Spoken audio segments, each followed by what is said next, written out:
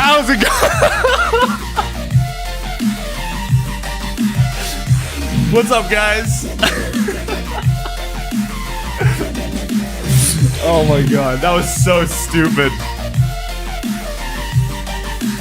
Empty chair. What's up, NCS Music? He couldn't do it properly. I'd say that was pretty good. I'd say that was pretty good. You guys gotta give me like what? Like an 8 on effort? Please never do that again. Alright, we won't do that again. Please do that again. It's funny because like I literally reused the same joke. You couldn't finish your sentence before yeah, how am I supposed to finish that, dude? It was just a Joker moment, bro. You have to play the one Fat Rat song and do the outro. Should we redo the exact same joke all over again? If you could have finished it, it would have been okay. Bro, that shit was too goofy, man. No way that shit was getting finished. But we're on time. We're on time. If we wanted to do the outro, we'd have to do this one, though. Again, we've already done this joke, so it's not happening again, but now the song doesn't want to play. Great. Nice jacket. Did you lose your roof or something? It's cold, man. It's cold where I live. I'm just feeling a little chilly right now. Yeah, nice, dude. Title's not even working today. Great. Good thing we figured that out early. I was playing that shit off YouTube. Wish I checked title, because then I could have, like, fucking restarted my computer before this shit, and then we wouldn't have to deal with this issue. But now, we're gonna have to go back to the title web player again, probably. Hola, amigos. What's up, John? Affinity's new track is crazy. I've already heard it, unfortunately. So if you guys waiting for a reaction on that one, he literally asked me for feedback on that one. And the second drop buildup was my idea. So if you guys like that idea, it's fully my credit. I was the one that suggested it. What's up, Al? How's it going, my man? But yeah. I wanted a reaction. I know. He asked me for feedback. I'm not gonna say no. Literally played it out at my Amity show I did too. So, yeah. That is crazy, dude. Nice. You know what's not nice is title not fucking working right now. Annoying as shit. So it's Affinity's fault, probably. I was thankful that he sent it, though. A lot of the time, artists don't like to send me shit. Because they don't want it to get spoiled and whatnot.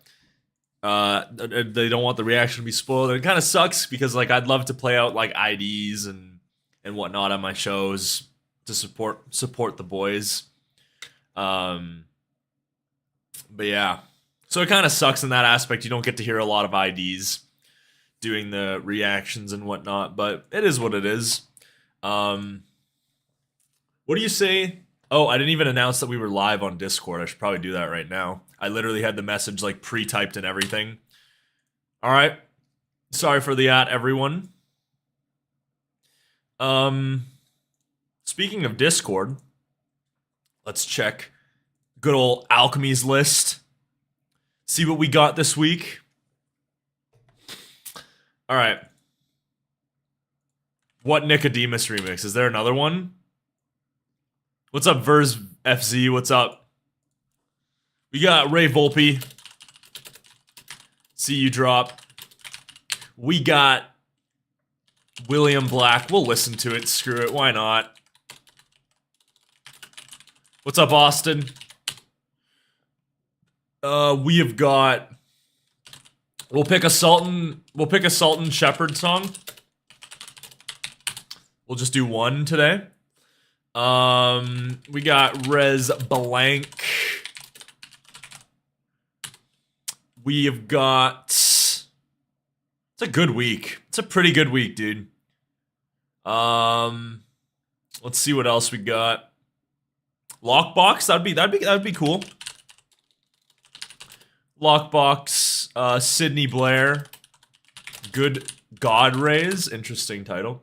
Worlds Away remix by Nicodemus. Yeah, I heard that song. I hate the third drop, bro.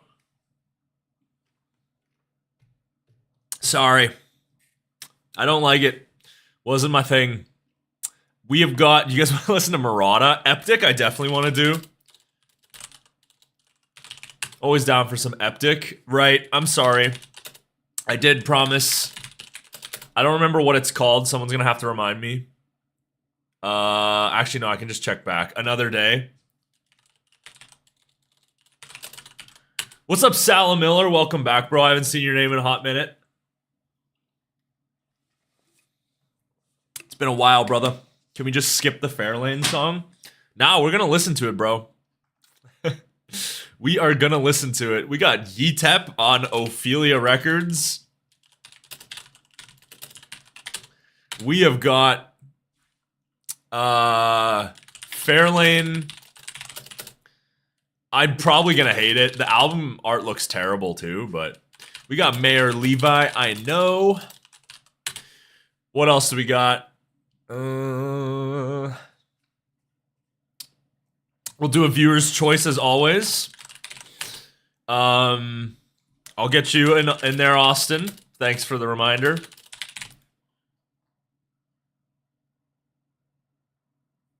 That's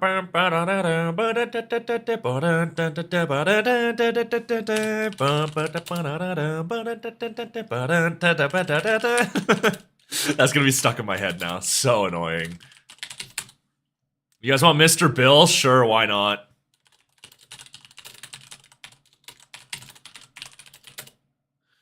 Rawthentic.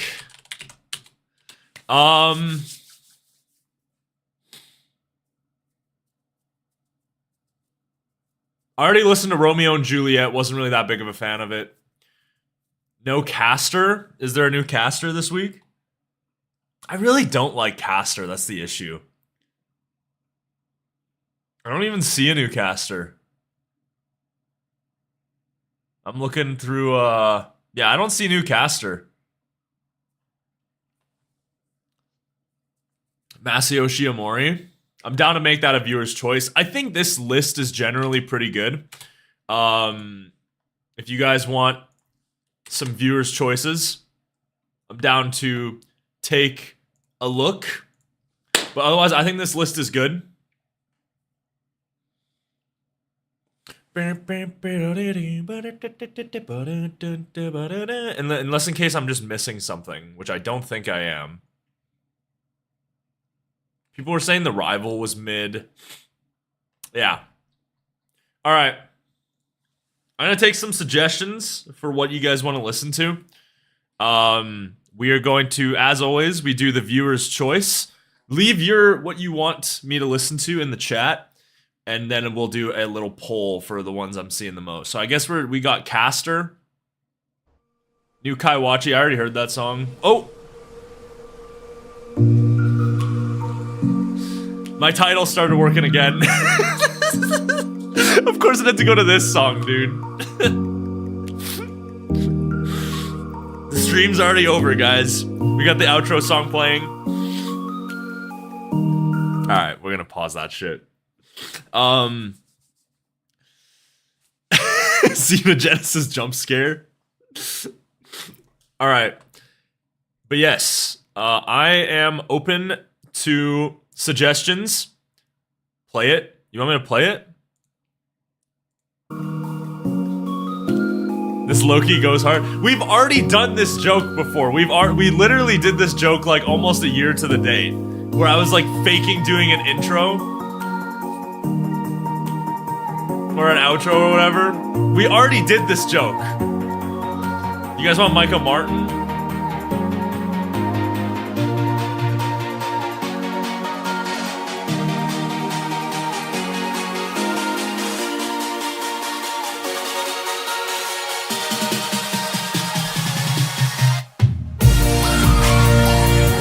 Are you guys happy? I gave you guys your little Xenogenesis action. I hope you guys are happy. All right.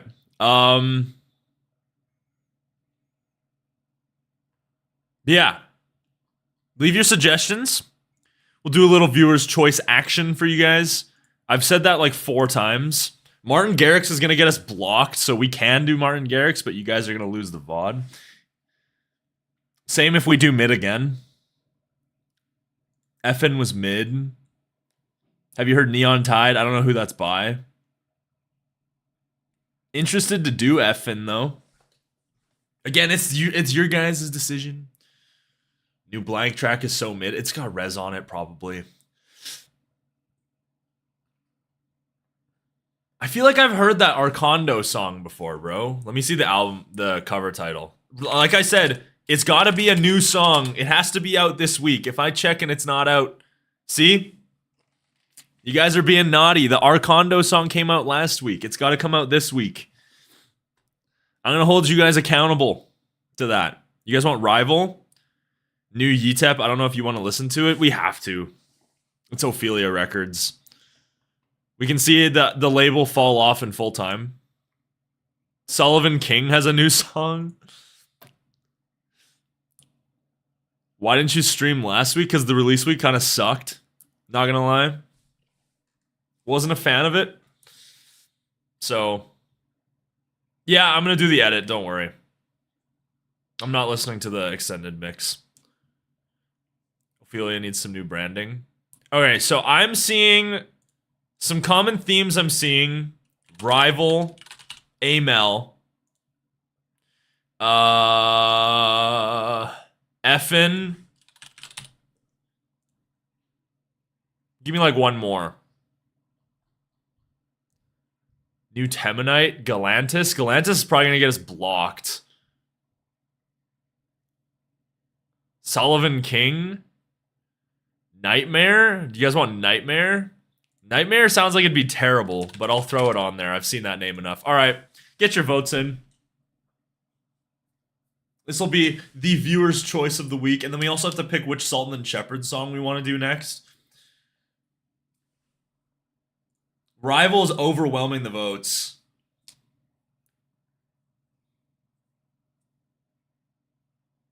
%58% for Rival. 64%. What's up, Raiden? 28 votes. 64%.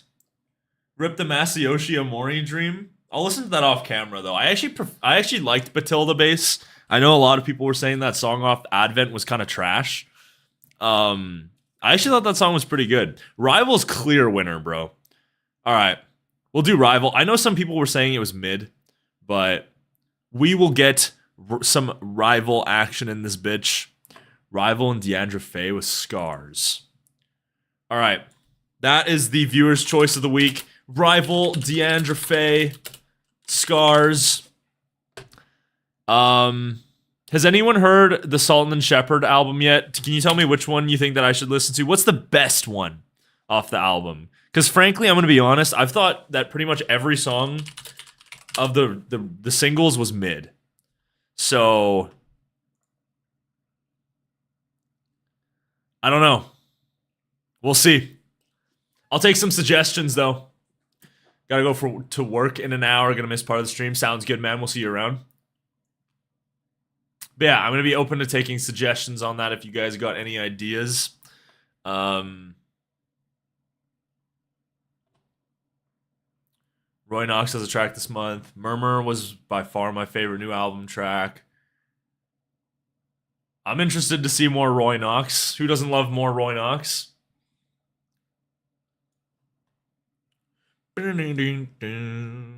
I would prefer if it's got a vocal. Oh, there's a Shallow collab. I might pick that one. I think I might override you guys. I think I might pick the Shallow collab. How could I not pick that, dude? Yeah, I'm gonna override you guys. I'm gonna override.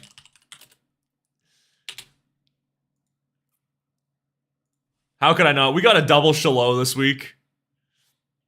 Yeah, let's go my time. All right. We're going to do the usual shuffle action.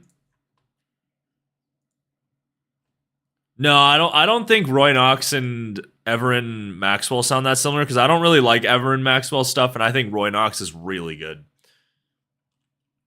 So personally, I could not disagree more. But that's just my opinion. All right. Let's get this list randomized. Let's see what we got. I'm fine with this list, actually. All right. All right, that's your list randomly. First try. Normally I do it randomly, but then I kind of pick and choose whether I want the list to actually be like, whether it would work stream-wise. That one was just straight up first try. So, have you heard the Affinity remix of Stay yet? I have. Like I said, a couple people probably missed this when I was talking about it earlier. Arya asked me for feedback on it, so I have heard it. But yeah, we can hop right into the first track here. We've got probably one that I don't think is anyone looking forward to this one. What's up, Acer? How's it going, man? I like Poetry first. It's got lame drops.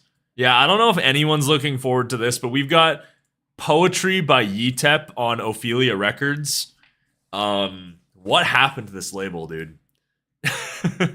What happened to this label? I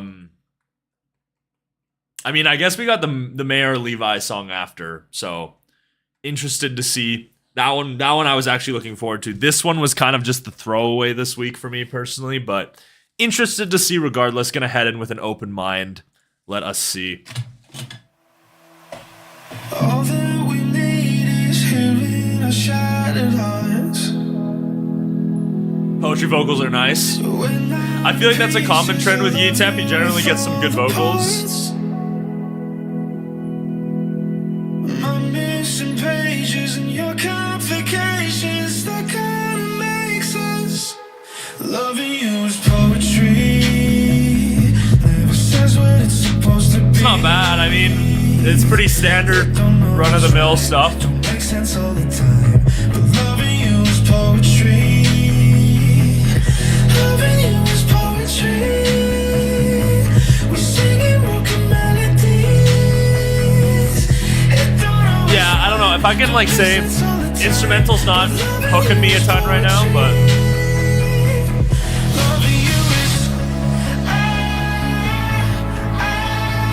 that's cool. That's engaging. Nice build. That's all vocal work, though.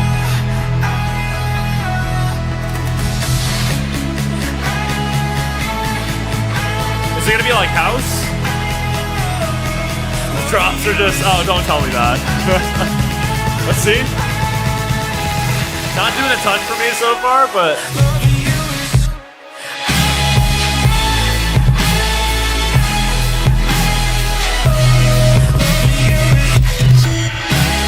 Nice fill, I guess.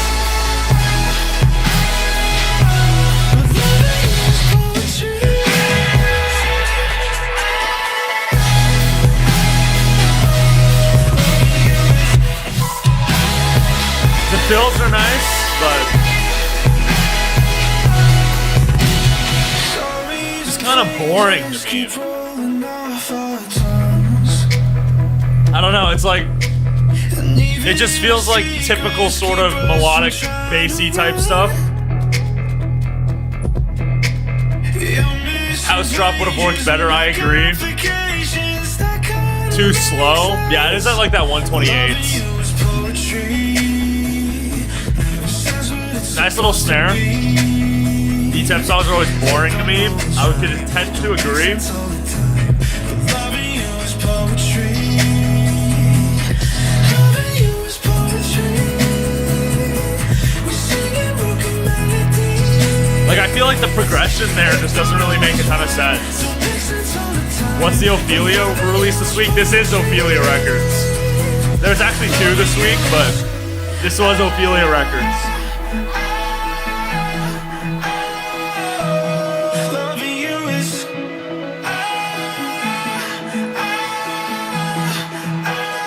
Yeah, it's a nice vocal, but like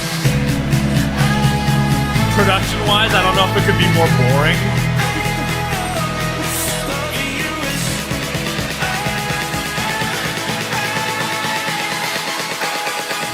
All right, let's see.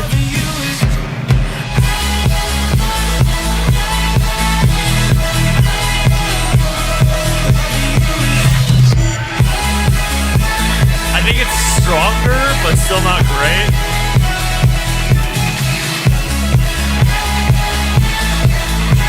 Need that lead more present.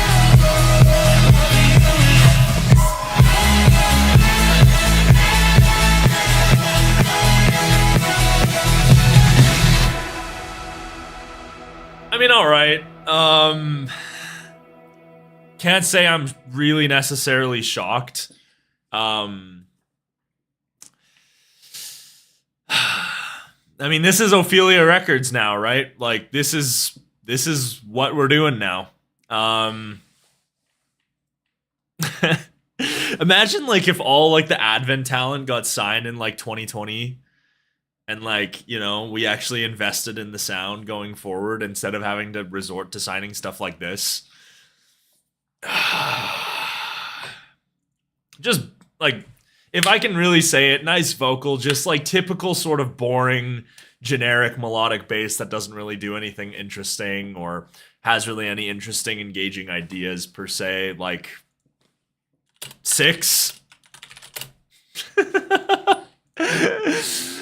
The switch up was cool, but I think that like just musically wise, there's nothing that was really engaging me outside of that. Like the production didn't really feel very sort of unique or present in any sort of way. And it's not necessarily like I need it to be unique, but like have it be interesting, man. And then also the transition from the builds into prog house felt a little weird. I think that maybe some percussion in the build to hint that it was going to be prog house could have been a little bit more appropriate. Yeah, man, I don't know. That's just like typical generic melodic bass to me nowadays. Like that's the type of stuff where it's like, I don't know if you guys saw Bowtide's video, but like Landon Remixes used to make review videos, left a comment about melodic bass, and like the comment that he left was exactly about this type of stuff. Like this type of stuff is like so generic. I don't even know how stuff like this can like get like bass lounge plays and stuff like that. Like I don't know how people just aren't sick of this stuff, but that's just like, yeah, that's just about as much as I have to say about that one. I'll let you guys get your thoughts in, but yeah, not gonna be returning to that one, unfortunately. What a downfall of Ophelia Records, bro. Used to be my favorite label. Pushing the sound forward, innovating. And now we're just doing this, bro. It's tough. What's up, Matt? How's it going, man? Ophelia releases bad stuff these days. It's been a very tough year for Ophelia so far, dude. I actually enjoyed the Advent that they did, but like everything else, man. Even the Midas album wasn't that strong in my opinion. So, I mean, that is kind of the story now. Nepotism and generic. But yeah, that's going to be like overwhelmingly mid. I would agree. I think that it just doesn't, like, generic's fine, but I think that the musicality has to be top notch in order to make up for having a not so interesting idea, if I want to say. So nobody liked the Midas album. I honestly don't think really anyone did. DNB Advent was fun. It was a cool idea, but I think the issue with the DNB Advent is like all the stuff sounded exactly the same. on it. Like, no hate to the artists on it, but like the artists that they picked for the D&B Advent all kind of make the same sound.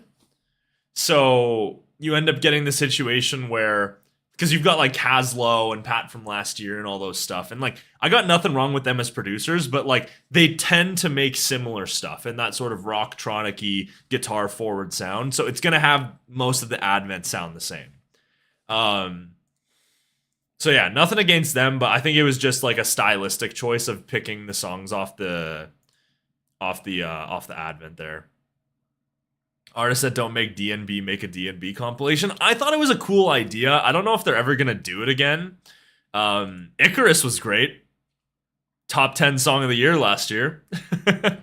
Icarus is fantastic. Outside of that, and wasn't really big on most, if not all of them. But it was a cool idea. It was nice to see them branch out. It just execution-wise of the Advent wasn't the strongest in my opinion. But all right. Ladies and gentlemen, we have got second single. I believe this is an EP from Fairlane. Quote me if I'm wrong. But yeah, we have got Fairlane, Point North, Not My Night. Again, can't help but notice the elephant in the room. What is this album art, bro? Have you guys seen this album art? This album art might almost be worse than the other one. Have you guys legitimately seen this album art? Can I like pull this up real quick?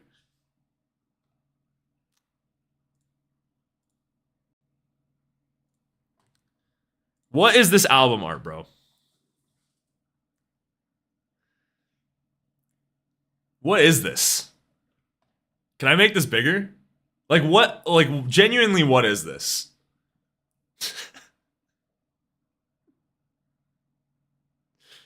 I'll let it sink in for a sec, but like,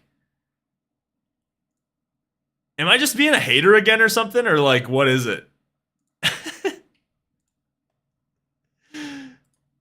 It's just a little goofy. It's all. It's just a little goofy. Yeah, it's like a gas station sort of thing, but I don't know. The character, just the modeling of it all is just very bizarre. So I wasn't really big on. I thought the first album cover was a little goofy as well.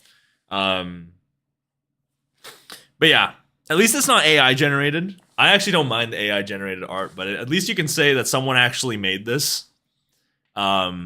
A bit uncanny valley. Yeah, exactly what I was thinking. It's a little just off-putting, if I can describe it. Like, it just doesn't feel real, if it makes sense.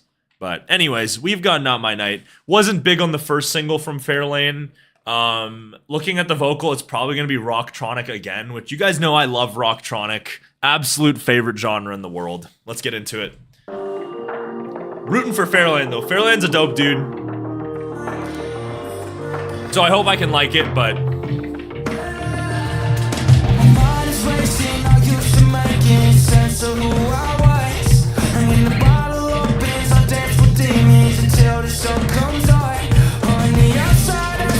it is rocktronic.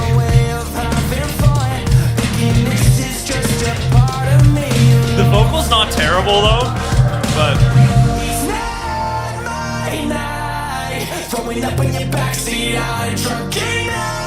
it's good songwriting. Melody's really nice on that vocal. I don't like the tonality of it per se, but okay, let's do the drop.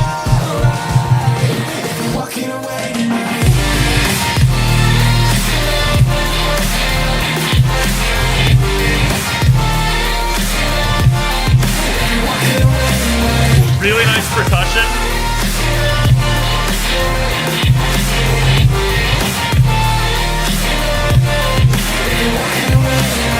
I think issue with me though is that like it's got that like typical rocktronic like guitar forward profile that I'm just kind of getting sick of, but more so a subjective thing. It's not bad though.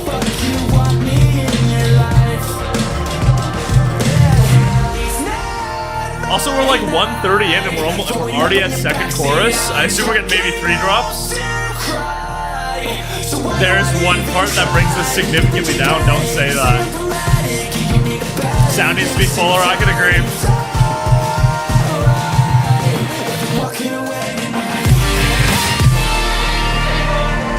Little fake out.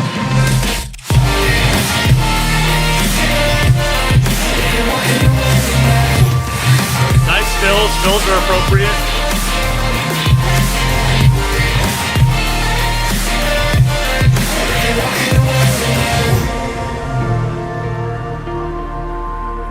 This part's nice. Sort of like atmospheric guitars. Not awful, but it's so similar to every Rocktronica song. Would be inclined to agree with that.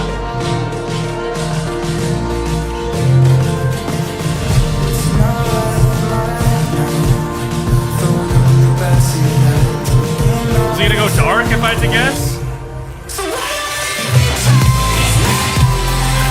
Key change?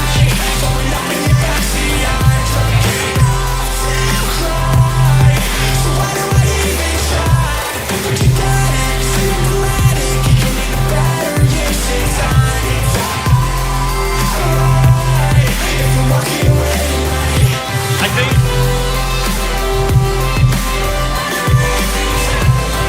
I will say, love the idea of the key change. I think the execution was just a little weird, but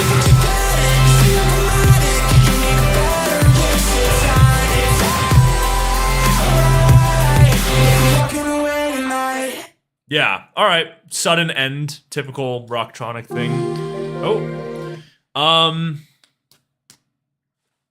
I mean, yeah, like, there's not much to really say on that front. I've kind of beat the Rocktronic horse, in my opinion, on Rocktronic to, like, absolute death. It's cool, though. I mean, I get it. Sort of, like, mid-tempo-y, Rocktronic-y type thing. I think it's cool. Percussion was on point. Really impactful percussion. Ideas-wise, musicality-wise, I thought it was pretty cool as well. Key change, I think, was interesting. I thought that was a cool idea. I just think that the execution of the key change felt a little bizarre. Outside of that, it's just like one of those things that it's just like, it's not my thing. I think you guys have understood that, like, my opinions on Rocktronic have been well out there. Just kind of sick of the sound overall. Think we're beating a dead horse at this point, but I think in terms of Rocktronic is one of the better ones I've heard lately. Doesn't try to be like super obnoxiously Rocktronic, which is always a good thing. But yeah, personally just not really my thing, but totally get it for people who are into that. Personally, I'm going to give that like 6.5 out of 10. Actually, maybe like a 6.75. It really wasn't that bad. Favorite Rocktronic song? I think Hollow is like an example of Rocktronic done really well. It's not like obnoxiously Rocktronic. The drops feel nice. Vocals really well done on it. I think the only part I don't really like about Hollow is 1 drop 2. Not really great. And then also, I don't like that part in verse 1 where it brings up the energy like crazy. Not a fan of that part in the verses either. But outside of that, it's practically outside of those two things, it's practically a perfect song. I would say it's a perfect song outside of that. Really great stuff from Dav in there. But yeah, in terms of that one, not really my thing. Get it though. Get it if... I think it's definitely a stronger take than the other one, in my opinion. Was it Take It Back? I would prefer to listen to this one than Take It Back, I would say. I think Take It Back has grown off me quite a bit, mostly because of the second build-up on that one. But in terms of the Rocktronic-y stuff that Fairlane tends to do, I would definitely say that this is more tasteful than Take It Back. So, yeah, that's kind of where I'm sitting on that. But William Black, Enemy is pretty good. I don't like that vocal. That's the issue. Enemy is a great song. Otherwise, just the vocal by Friend is tough. Not a fan of Friend vocals. I was about to say not a friend of fan vocals. Not a fan of Friend. He's personally not my thing. But, yeah. It's about I like the heavy drop in Hollow. I think it's like I think it's more of like a subjective thing. I've just never really been big on Kaiwachi.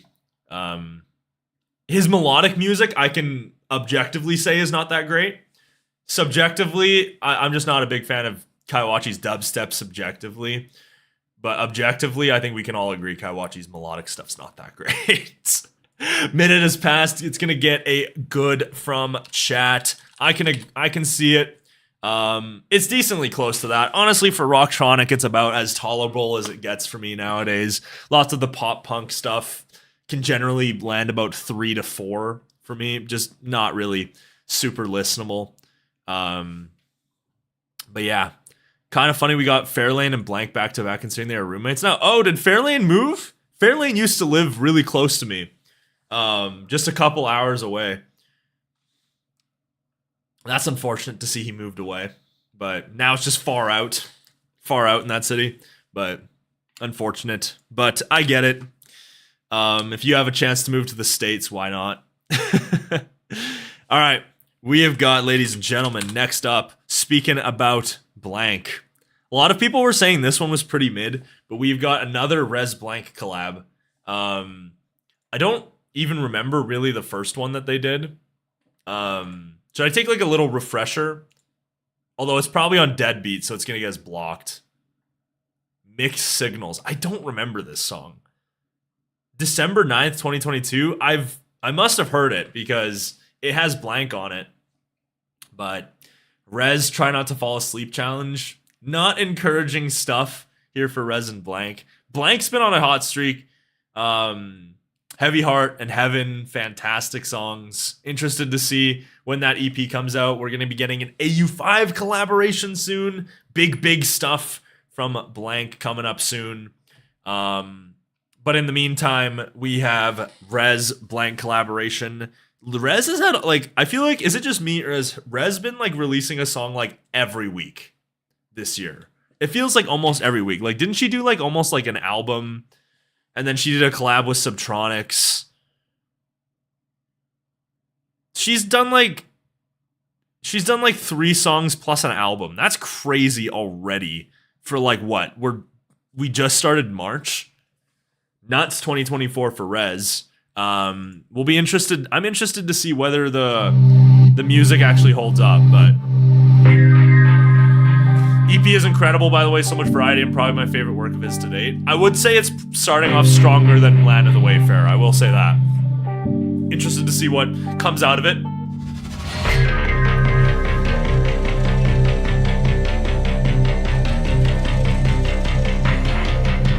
Engaging bass, I will say that.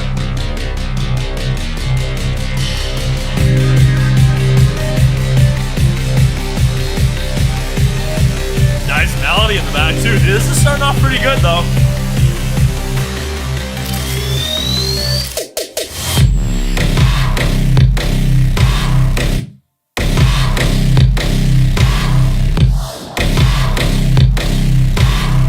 It's a little slow.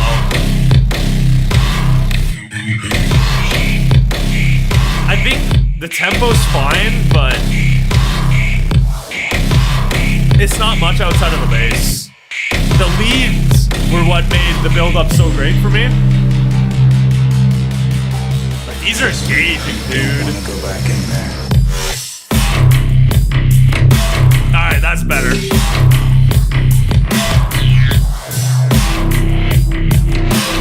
Fantastic textures on that bass.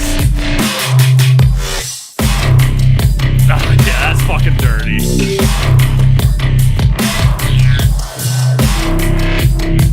Does feel still a little slow, but like that drops a lot stronger.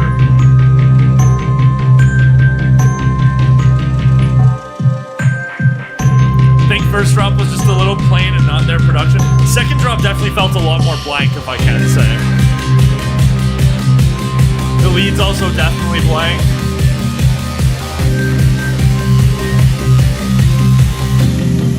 Drop 3.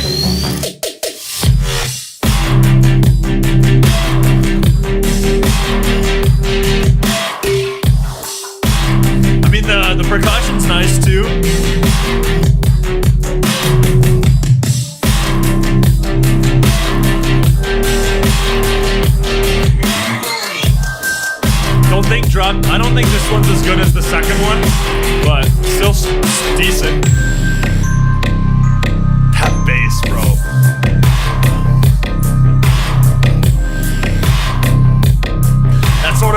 pluck is disgusting.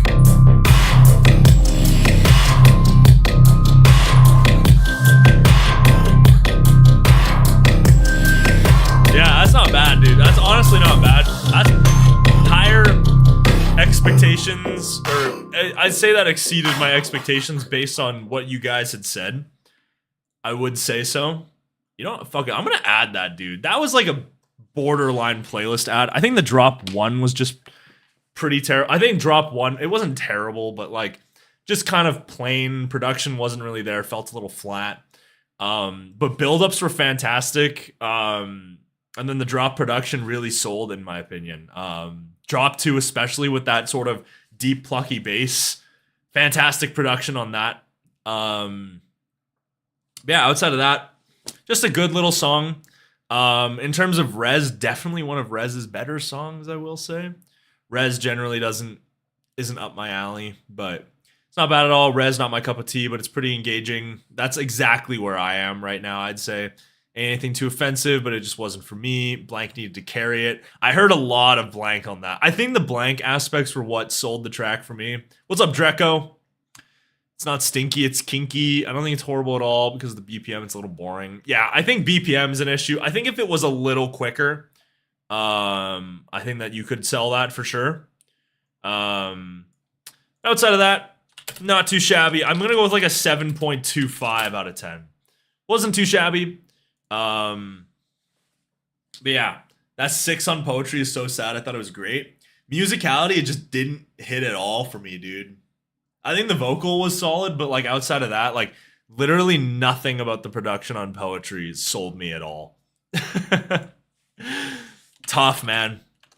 It's tough. That song, it's just tough to think that what Ophelia Records used to be, man. I remember I used to like literally log on to Instagram every Monday in like 2020 and 2021 to just be like, what is the Ophelia Records release of the week? And I would like log on to Instagram at like 12 o'clock, or it was actually 1 o'clock my time, but it was like every freaking Monday I was doing that. Now it's like the label, I don't even care what they do anymore. It's sad, dude. It's really sad. I only care about like the individual artists these days. Like if Jason Ross and Trivecta have their albums on Ophelia, obviously I'll care. But like it's what a downfall for such a strong and promising label, dude. It's really sad. Yeah, it is what it is.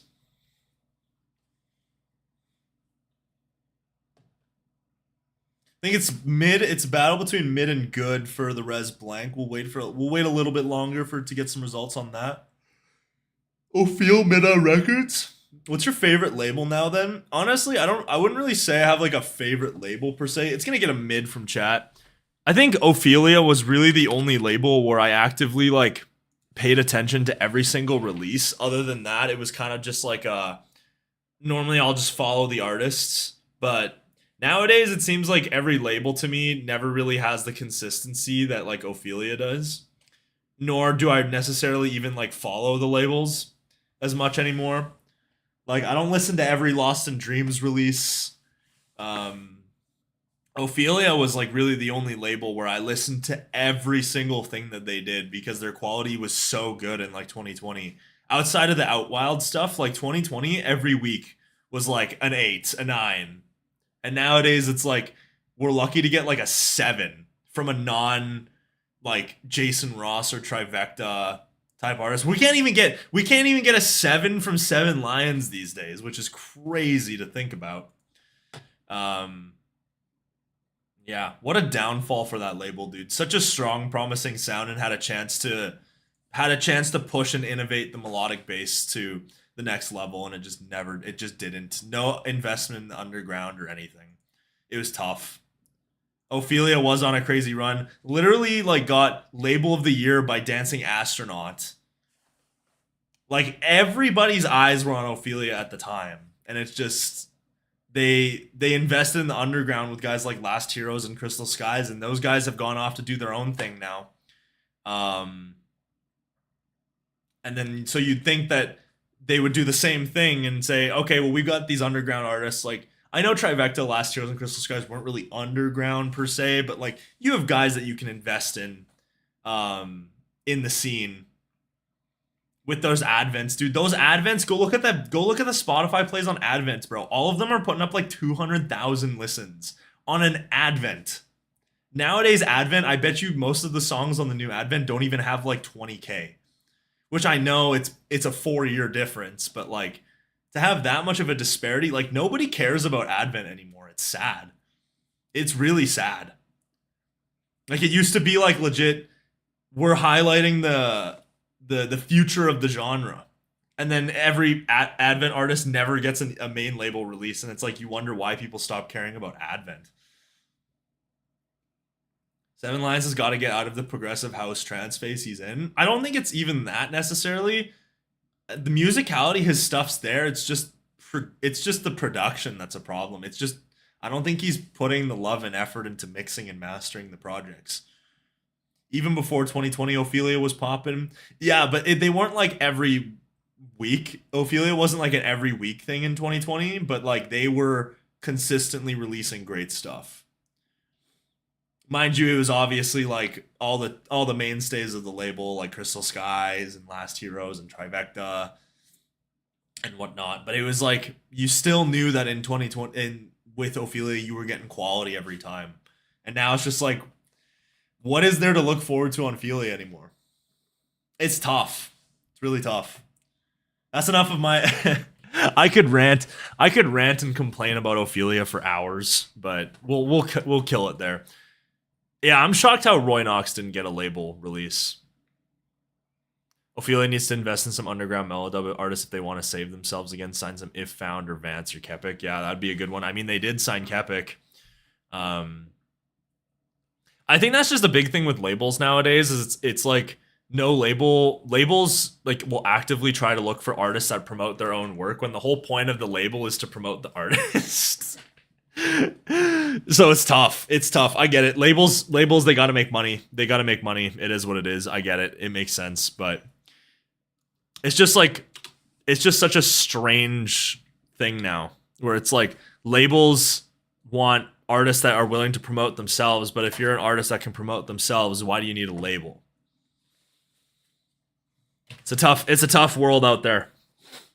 But Lowly has some really solid quality now. I really love, most of the time when I see a song has been signed to Lowly, I generally know it's going to be pretty good. Outside of Said the Sky. But most of the time when I see like Abandoned stuff on Lowly has been really good. They're taking a massive turn for the better in my opinion. Loving Abandoned's new stuff. Yeah, I think that's the thing though, is that when it comes to Ophelia, it's just the same artist every time. Because like realistically, okay, so we've got Mayer Levi and Ytep this week on Ophelia Records. When are these artists? I assume these artists probably aren't going to get projects with Ophelia. These probably aren't EPs that are going to be done. It's probably just one-off singles that are going to be tossed around. So it's tough. Like there's no real investment or anything as in them in the label or anything, because it's just we're releasing one single as like a one-off thing, and we're probably never going to see them on the label again. So yeah. Just my thoughts outside of Said the Sky. Dude, Said the Sky is just so not my thing, man. It's just so not my thing, bro. Fatum was on Ophelia. Train to Nowhere is a fantastic fucking song, though. That was a great one. That was a great Ophelia one-off. Would kill for more stuff like Train to Nowhere, which I'm hoping the Maor Levi tune can be. But anyways, next up, we have got My Time, Sultan Shepard, Shiloh. I've been bitching about Ophelia Records enough. I also haven't been recording. That's probably a problem. We'll start recording. Yeah, we got My Time, Sultan Shepard, Shiloh. New Sultan Shepard album just came out. Personally, have not been a fan of any of the singles. I feel like what made Sultan Shepard stuff so good is like just not been present at all on the new project. But we will see. We got a Shiloh vocal feature. Surely they must do the sort of, I think the big thing is I just love like the sort of emotional atmospheric type stuff. And it seems to be more of like less emotional, less euphoric, and more so of like an electronically pushed project, which I'm personally not a fan of. But let's see. We got My Time. Interested in giving it a chance. But let's see. Why y'all hating on Slander? I'll let you guys answer that one if you want to.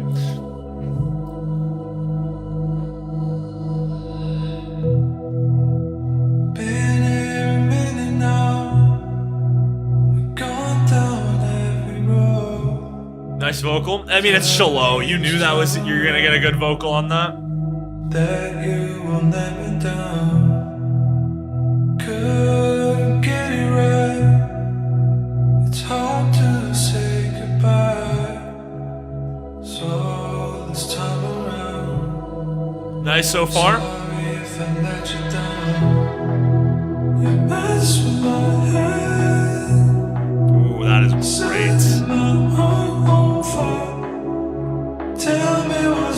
With the lead in the back there too.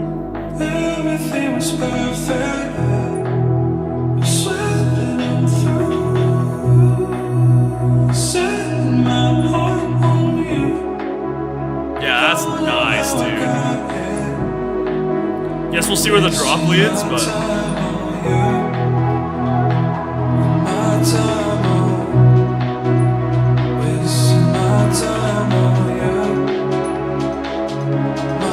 percussion coming in.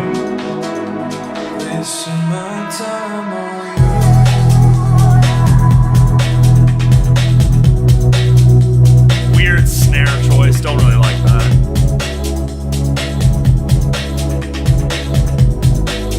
Like, see, the chords are nice, but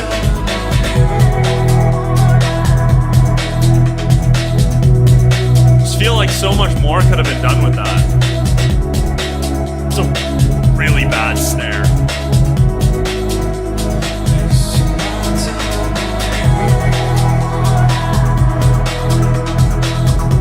I see this part's better. Got the lead coming in and all that.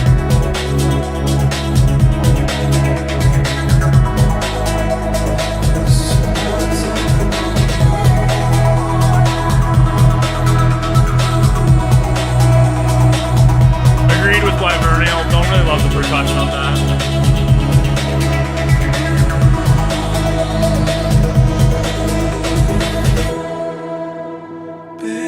Yeah, I think like musically it's there. Melody-wise it's kind of there. I just don't love the sort of production decisions when it came to the construction. I heard the acid bass. I did hear that. Don't see what's wrong with the snare. I think it's a little too present in the mix for the chill house stuff. I prefer when it's a lot more subdued. In this type of stuff, I feel like it doesn't need to be so present.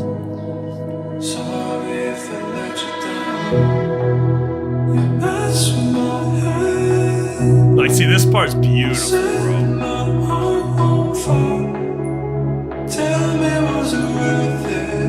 If you can give me like a bigger drop in the second one. What's up, Ferris? We're here for your music.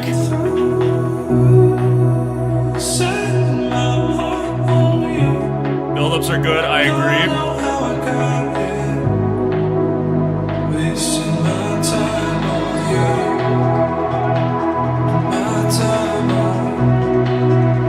Yeah, musically, like, it's there. I think it's just gonna come up to the drop, though.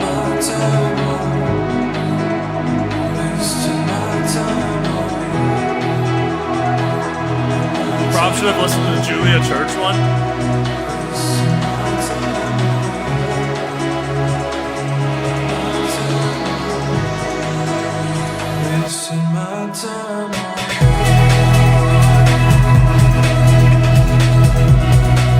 Yeah, there it is. There it fucking is. There you go. That's what I wanted. That's all we needed, bro. That's all we needed. The lead in the back there.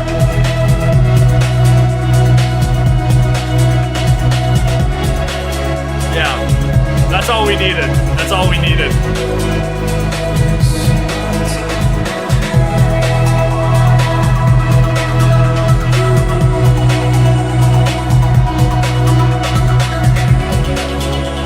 The acid bass is a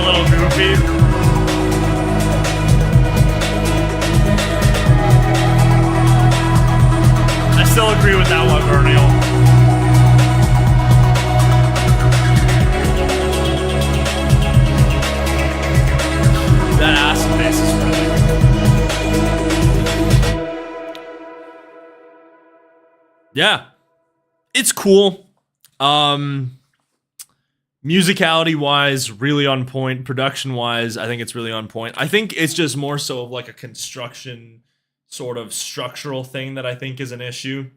I just think that like to have it build up into that sound, like to have like 2-minute buildups and then when the drop comes, it's just like you take all the elements away. Never really a fan of when the chill house type stuff does that. But you know what? Is what it is. Redeemed itself in the second drop. Lead in the back there was pretty cool. And yeah, overall pretty nice song. I think I'd give it like a 7.5. Like barely a playlist ad, I think. I think, like I said, chords wise and musicality wise, absolutely there. But and vocal, Shalota had a great vocal on that. But yeah, just thought the construction of it was a little bizarre. I'll let you guys get your votes in. Didn't expect to hear Sultan Shepard make Garage. Are you going to at least play the new Affinity track? Yeah, I got it in the queue. I got her in the queue. We'll be listening to it, don't you worry. I think it's like right at the end. So, but yeah. Get your votes in. I think it's going to be a good from chat, but we'll let it go a little longer. Yay. Yeah, we can't not play it, right? I mean, it's just not going to be a fresh reaction. Like, I've heard it a bunch. Like, I literally gave Arya feedback and we played it out. So, acid bass in the back is weird, but it'll probably go. I think the musicality aspect of it all will grow. That's what really helps songs grow. So, I think it'll be a grower, but we'll see how much. Took me years before I found out Shalou was pronounced Shalou. I think I used to just call him, like, Shallow or something. Your door keeps on moving. It's not moving. Stop it. You guys always say that. It's going to get a good from chat. I would agree. But yeah, not much else to really say on that front. Just like a nice little chill house style tune. We have another one with Kasbo a little later on in the tier list, in the track list. But next up, we have got Mr. Volpe. It's not moving. Shut the fuck up, dude. It's not moving. You motherfuckers. It's not moving. Ray Volpe is like the Arby's of the EDM industry. That's a hot take, bro. Arby's is hot ass, dude. It's not moving. You fucking heads, bro. Just gaslighting the shit out of me. It's not. Fuck you.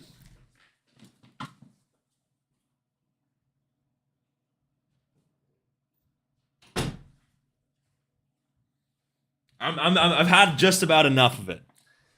You guys gaslighting and shit. All right. Anyways, next up, we have got See You Drop Ray Volpe. I've already heard this one again. It's not... Listen, I try to avoid IDs like the plague. I really do. But sometimes with IDs, you just end up hearing it. This one, I've just heard it. Let's listen to it. Maybe there's a third drop that I'm missing out, but I've heard both. So... loud as shit. Me and Aaron's fault. Whoops. Yeah, it's literally your guys' fault.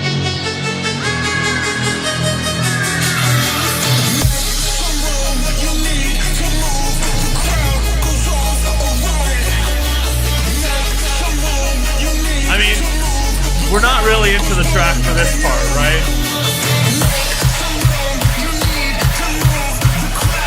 Ray, please redeem this week's lineup. Trust me, this one redeems it. Huge percussion.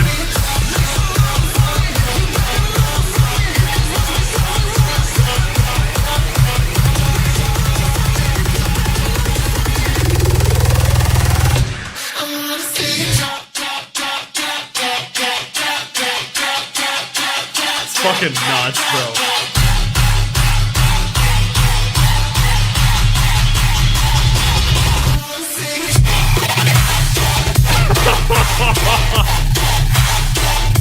Just the sound design on that.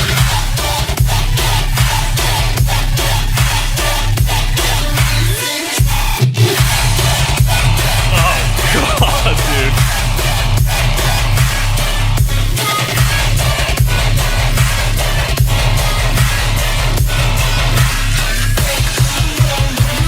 We got drop 2. The drop 2 is even more nuts.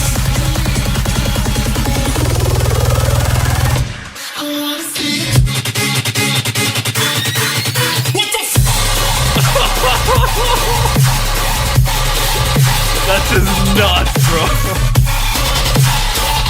The fucking sustained bass on that shit.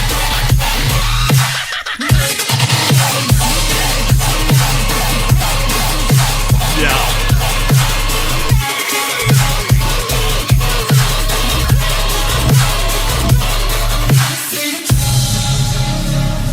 Unfortunately, we don't get a third drop, so we don't get a fresh reaction. But I mean, dude, it's Ray Volpe dubstep, bro.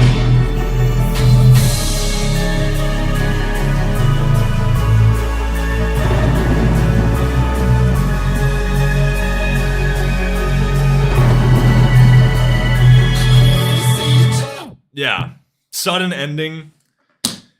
Yeah, I mean, dude, it's Ray Volpe. I think that, like, honestly, Ray Volpe can be very hit or miss for me. I think his, like, happy sound or happy song and, like, see you drop type sound with, like, the massive sustained basses and, like, just trying to go for the huge bro step sound. I think that's a lot stronger of a sound for him than, like, stuff like Eat, Sleep, Rage. And what were some of the other ones he did? Eat, Sleep, Rage was pretty mid. Drop 'em was pretty mid. Ascension Drop 1 was fantastic, and then the rest of that song was pretty mid. So, like, I feel like Ray Volpe is, like, he either makes fantastic stuff, or I just, like, lisped there. He either makes fantastic stuff, or it's, like, just really mid. This one is the former. This one is fantastic. Great stuff from Ray Volpe. Huge fucking sound. Great sustained basses. Just tries to be, like, the absolutely massive sound. And I think when he does it, it's generally his best sound. So yeah. Ray Volpe melodub is mad though. I would agree. I don't think his melodic stuff's that great either. I'm gonna go with like a flat 9 on that one. Fantastic stuff from Ray. Like I mentioned, I've already heard it before. Wish I got a first reaction to that, but like I said, just fantastic stuff from Ray Volpe. Would love to see him kind of lean into that sound more of just being like the absolutely mind-boggling, ridiculous stuff. When you just hear it, like your mind just like shatters. Same with Crank Dat. I feel like those two are just really good at that sound. So yeah. And also like Crank Dat, but both of their melodic stuff is kind of mid, so. Did your family ever complain about weird bass noises from the basement? Yes. Yes, that happens a lot. Happens a lot. Fridays are generally not great for the family.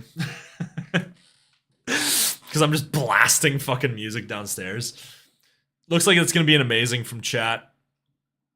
Would agree. Crank Dat Melodic is way better than his hard stuff. Crank Dat Melodic is fire. That's some cap, bro. That's some cap from y'all. I don't think I've heard a single Crank Dat Melodic song I've liked. It's a lot of just bull crap to me.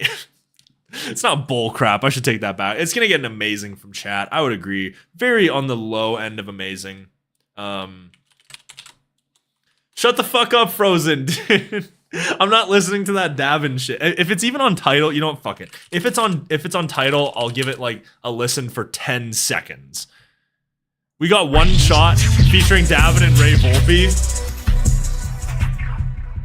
Dude, this is so stupid. Why am I listening to this shit? This is like a song that like Davin and Ray Volpe got like tagged in.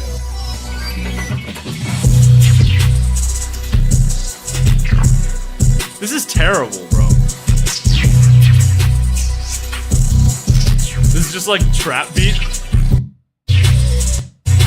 Yeah, surely Ray Volpe and Davin would put their name on this. New Davin and Ray Volpe. How? I don't understand like how artists can get other artists like on that track. I've said before that like the way it should work is that as a Spotify on your Spotify for artists profile, you should have to like manually approve every song that gets submitted. And if you don't submit it, it just doesn't go on your page. Like that's how it should be. I don't understand how people are allowed to do that. Who is this and why is it hot garbage? It's Dabin and Ray Volpe.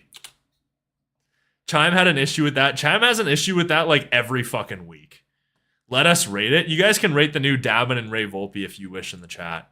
All right. Next up, we have got... All right, so this one, I am actually making an exception for this one. So this one by Alfie, Wilson, and Rtics came out last week.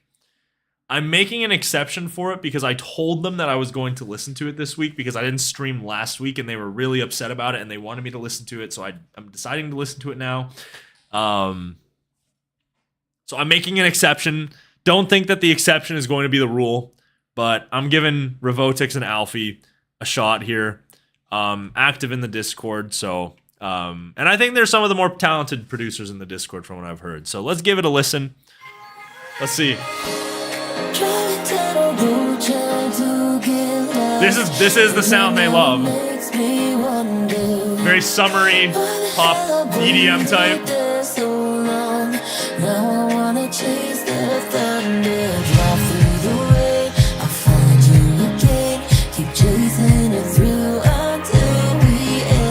I mean, it's really nice.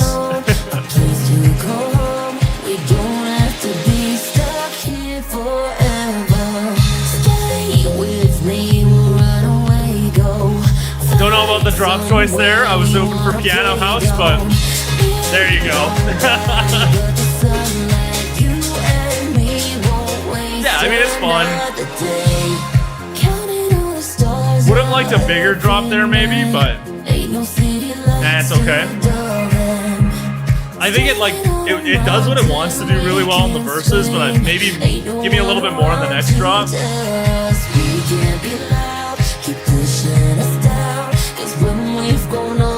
Can you run Reason to Run by Freakier, the World's Away Nicodemus remix? I've already heard the Nicodemus remix. It's not, I don't like it. Drop 2.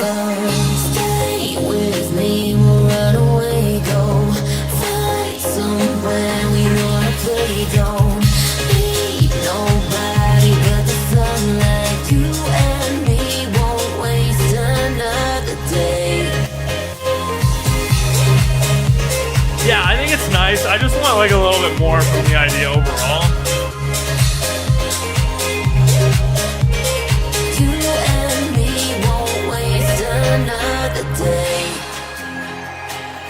Nice guitars.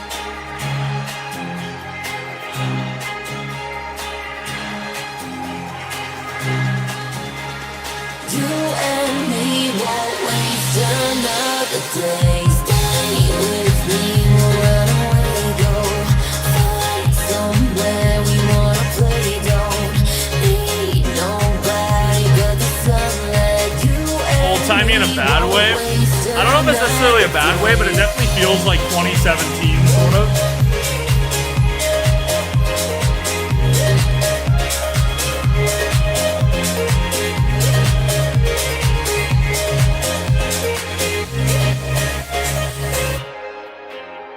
Nice outro, that's cool.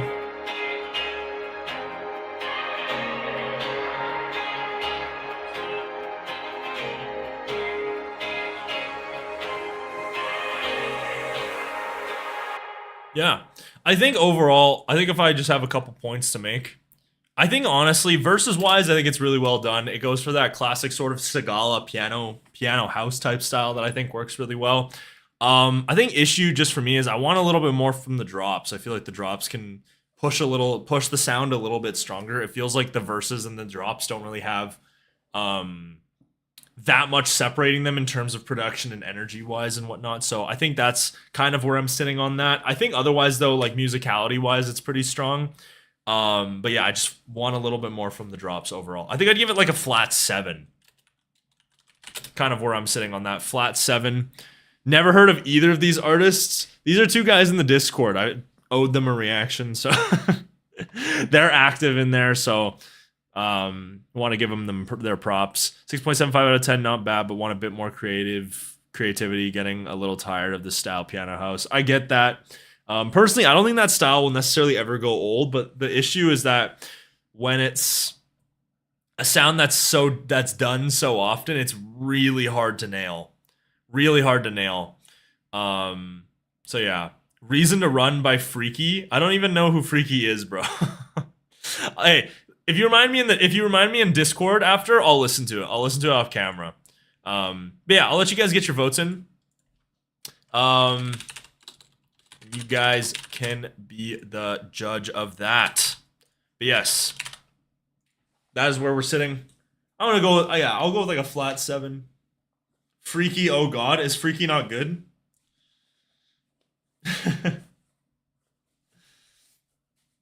Never heard of him. Yeah, I don't think I've heard of Freaky. I might have, but not entirely sure if I have or not. Battle between good and mid. Let the votes go a little bit longer. We got 20 votes.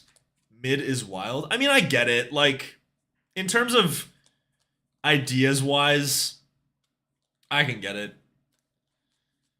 Personally, I think it's like right on the border. I did see the EDC Vegas lineup. The thing is with lineups like Tomorrowland and like EDC Las Vegas, they put like 100 artists on like one lineup, and it's like, I understand that it has like that sort of appeal of like, look how big our lineup is and whatnot, but I think it's just like overdone. I think it's just really hard to read sometimes. Like most of the time, if I know an artist is playing at EDC, it's because they post about it, but I'm not gonna look at like every single name on an EDC Las Vegas lineup and be like, ooh, I think like this person's good or whatnot. Like I wish they would sort it out by stages. I feel like that would be a lot more of an appropriate way to do it, but it's gonna get a mid from chat. I think it's right on that end of good to mid sort of thing, so I get it. But yeah, did you see the Veld lineup? I did see the Veld lineup. As a Canadian, have to keep up with the Canadian festivals. Did see the Veld lineup though. That lineup was very good. Lots of good stuff. Would consider going to that. I'm just not much of a festival person these days, and I'll probably end up going to Lost in Dreams in LA. So get my melodic experience in there. Maybe we'll do like a little meetup sort of thing if you guys will be there. But yeah. Anyways, next up, and I'll probably be in Toronto. I was gonna be in Toronto. What is it? I was gonna be in Toronto when that. Anyways, and then that Jason Ross Nurko show got announced while I'm gonna be in Toronto, so I'm probably gonna end up going to that. Would you go to Ember Shores again? Honestly, I don't think there was ever a festival that I had more fun at than Ember Shores, but cost-wise, it's very hard to justify sometimes. So I don't know if I'm ever gonna do Ember Shores again, but it was like one of the funnest experiences I've ever had, and I was like so happy I did it. But it's just the cost, man. The cost sunk me, bro. It was expensive. Ember Shores was expensive, but man, was it fucking fun to just be able to drink as much as you want on the beach. Also, the lineup was good, but I definitely would want a stronger lineup. I feel like Illenium a lot of the time just books his friends instead of like booking artists that people actually want to see. Like the amount of times like there was like an artist at like a stage at Ember Shores and like nobody cared was like kind of concerning. Gotta go to work now. All right, take it easy, Nate. TKC classified alcoholic, bro. It's like the only time I drink, bro. Come on. This guy's an alcoholic. Why do I even bother sharing, bro? Ember Shores Illenium's festival, correct. That's expensive, but I feel like for what you get, it's worth it. I would say so. It was a lot of fun, but it's just so tough to justify the price sometimes when you go. But yeah, I feel like I swear they do it on purpose for that big of a lineup, especially set times. Also, there's an upcoming DJ, and I would like to get your reaction. It's melodic. Yeah, let me know, man. In the Discord, let me know. I'll listen to it. What's your go-to drink? In Mexico, I had like almost 20 mojitos, bro. Those mojitos were fucking hitting, dude. They were fucking hitting. Can I get your Discord? Yeah, it's in the YouTube. It's in the YouTube description. No, I don't drink Bud Light. Fuck Bud Light, dude. Mojitos are gas. How expensive was it? Dude, I ended up spending like... Okay, so you have to, first of all, you have to go with 4 people. So issue is you got to go with 4 people. 4 including yourself. The cheapest room you can get is about 900 something US dollars per person. So then you got that. You got, okay, and that's just for the 3 days. So you're paying for Friday, Saturday, Sunday. Just paying for the 3 days. Then you've got flight. Depending on where you live, flight could be really cheap. For me, I live pretty far away. So flight was about 500 Canadian, I want to say. Actually, no, it was like, I ended up getting for like 350. But most of the time I was checking, it was about 500. So I ended up getting for 350, which was nice and cheap. But, and then what also ended up happening was, so we had booked the Thursday pre-party because we didn't want to check in on Friday. So we booked the Thursday pre-party, which was another 250 US. Then me and my buddies decided to go out on Tuesday because Tuesday was the only realistic day I could fly out from where I live. So we had to fly out on Tuesday. So then we had to pay for Tuesday and Wednesday. It was a lot. It was a lot. It was a lot of money. It was fun as hell, but it was a lot. It was a lot. What's your favorite alcoholic drink? I think favorite and what I normally drink are a little bit different. My favorite to drink are obviously the super girly ones. Love drinking those. Generally anything with rum can be a go-to for me. Rum and whiskey.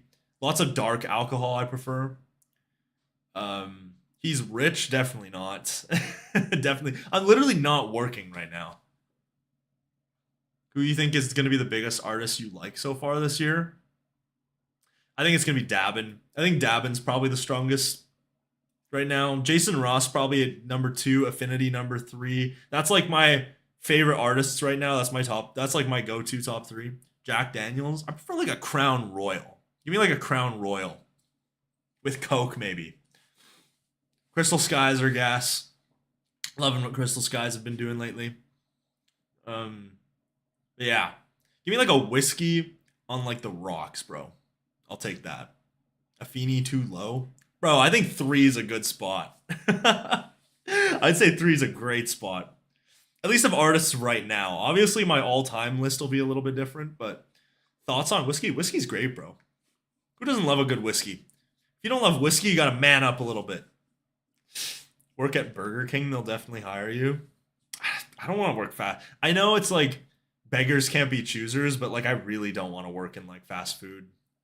I need to like, I've worked at like the same place that I did for like 6 years. I feel like I need something that's relative to my experience that I want to work in the field.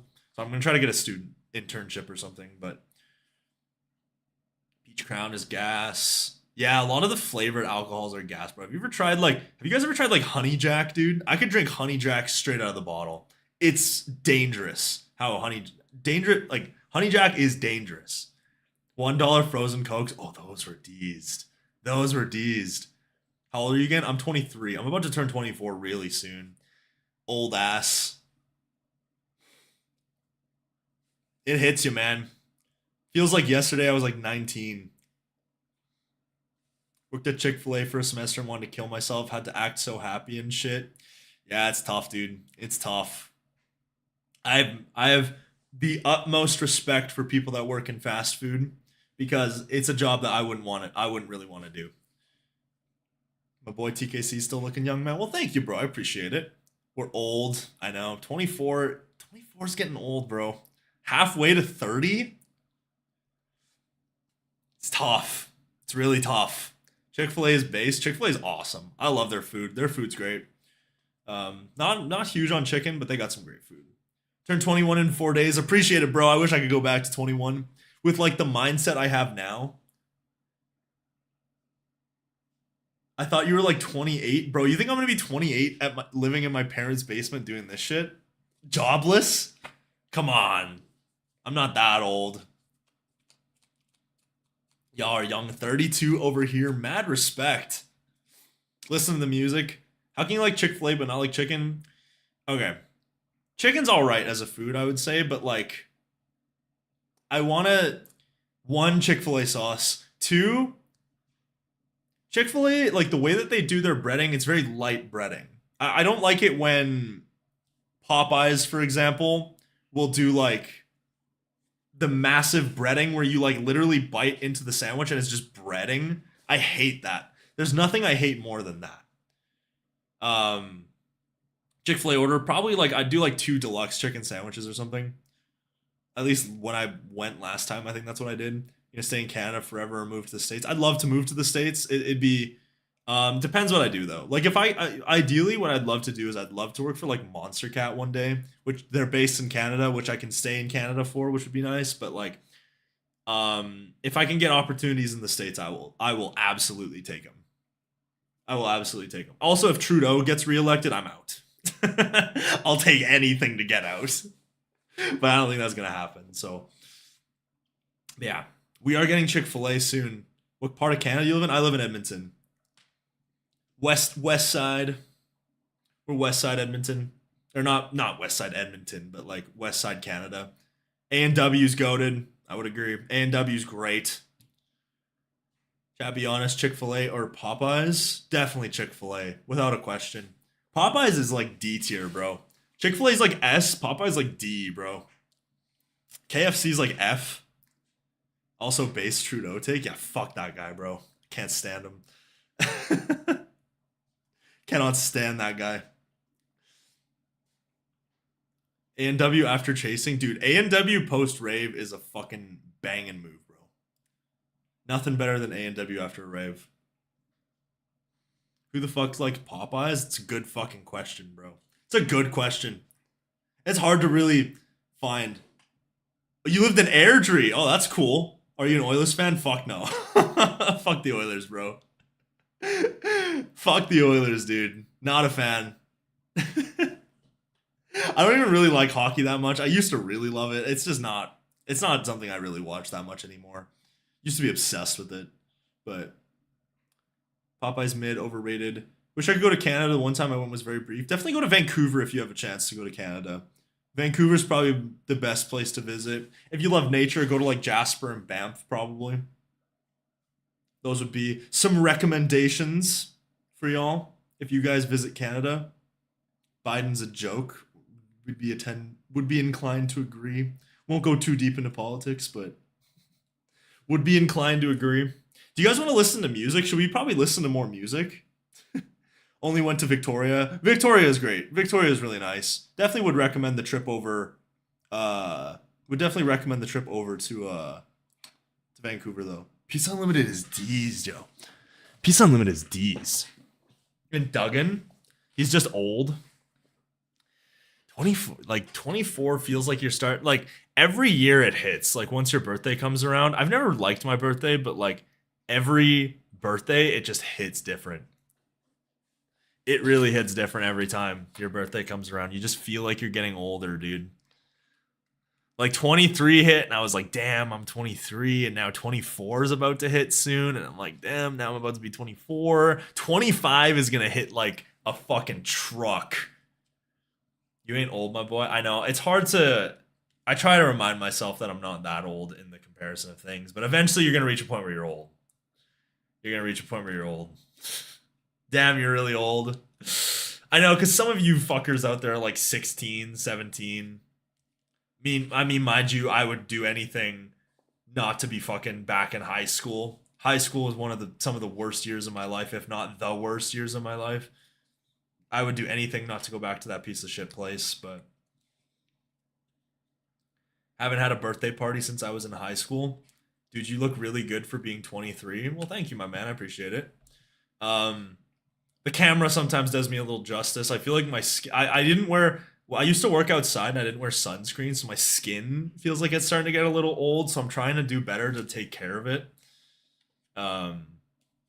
Yeah. Currently in high school, hate it with a passion. High school sucks. Just know that, like, once you get out of high school, things get a lot better. Things get a hell of a lot better. What's up, Mox Jade? How's it going, bro? But yeah, once you get out of high school, things get a hell of a lot better. lots of drama in high school. The drama tends to go away. People don't have as much time in university. University's less cliquey. And overall, like, people just don't have as much time to live up, like, to keep the drama going, because that's such a high school thing. People have nothing better to do with their lives, so they start drama. But once you get out of, once university hits, people really get hit with reality. You got to spend a lot more time working, less time for drama. But yeah, so I think it's a fresh start for a lot of people, especially if your high school years weren't that great. I personally still don't like university, but that's just me. Yeah, life pretty much gets better over time. I would say so for sure. I would say so for sure. I think the issue sometimes though is like people my age. I think people my age, what they struggle with is like, generally you find your career that you want to do. Maybe you've graduated, maybe you've gotten your bachelor's already. Maybe you're working in your field already and you're enjoying it. But like, I think what a lot of people struggle with in my age is like trying to find that sort of passion in life. That's why I'm so thankful every day for EDM that I have this, because like, it's something that I can look forward to. The music's something I can look forward to every day. And so like, I think everyone that's in this chat right now is significantly better off than a lot of people, because you'd be surprised how many people have nothing to look forward to in their spare time. Their spare time is like consisted of like just them, like, I don't know, it's tough to describe, but like they just don't have any sort of interests or passions or motivations that keep them going in their spare time. And so you end up just like really dreading yourself. And so I think that's what becomes a lot of people, is that when you're in school, you have the spare time. The spare time that you're spending is probably studying, right? So, but then once you get into work, let's say you work into a 9 to 5. After 5 o'clock, your time is all to yourself. You don't have to worry. Chances are you probably don't have to worry about work. And so I think that can be a tough reality adjustment for some people.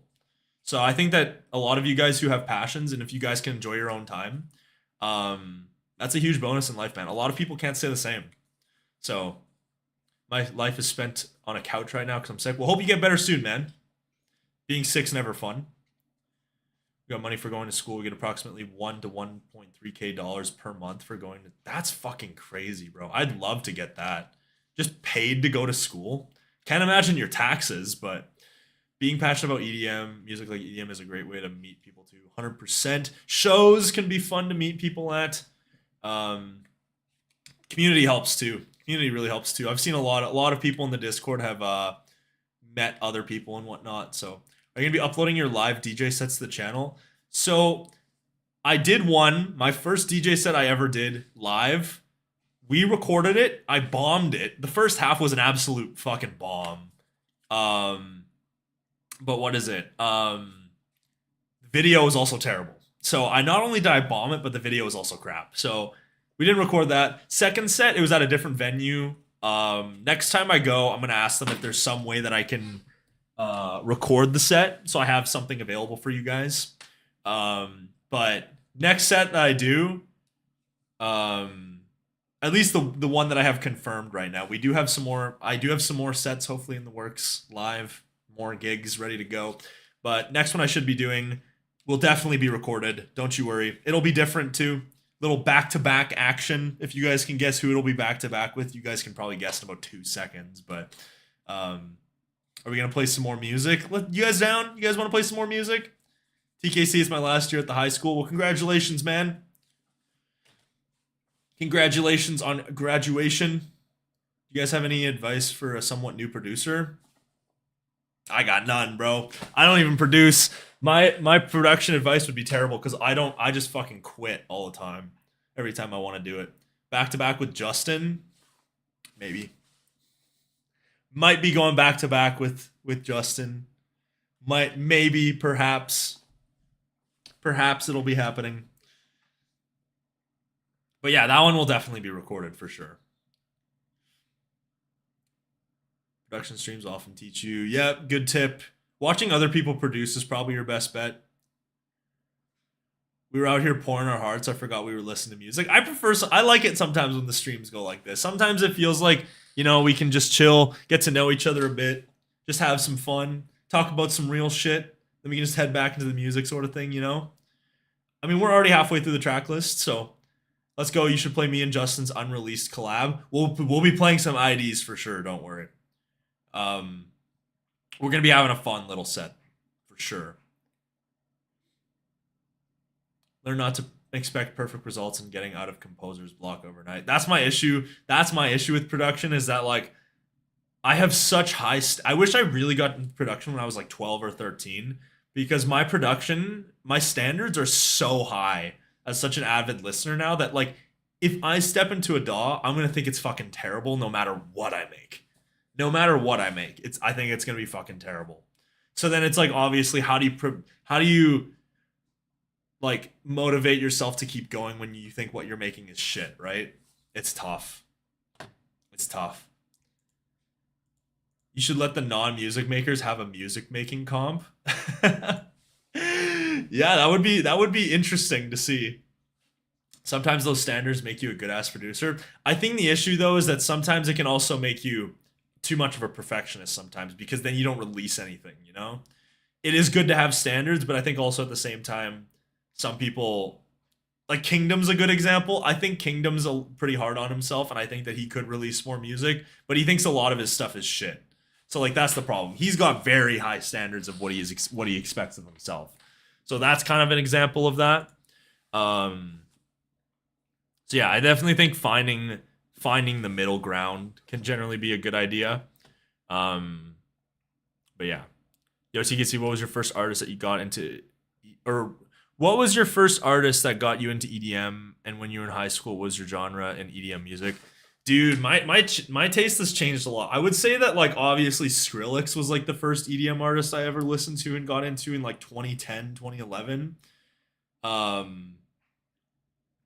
I would say though, and then at that point, then you just go like I feel like most people my age generally had the same sort of music progression. Like Skrillex becomes a thing, then the radio music all becomes pop, EDM type stuff, and then by the time the pop EDM stops getting on the radio, then you go find your own stuff, and that's generally when I found Audion, Cash, Lost Kings. Those are like my big guys. Tritonal.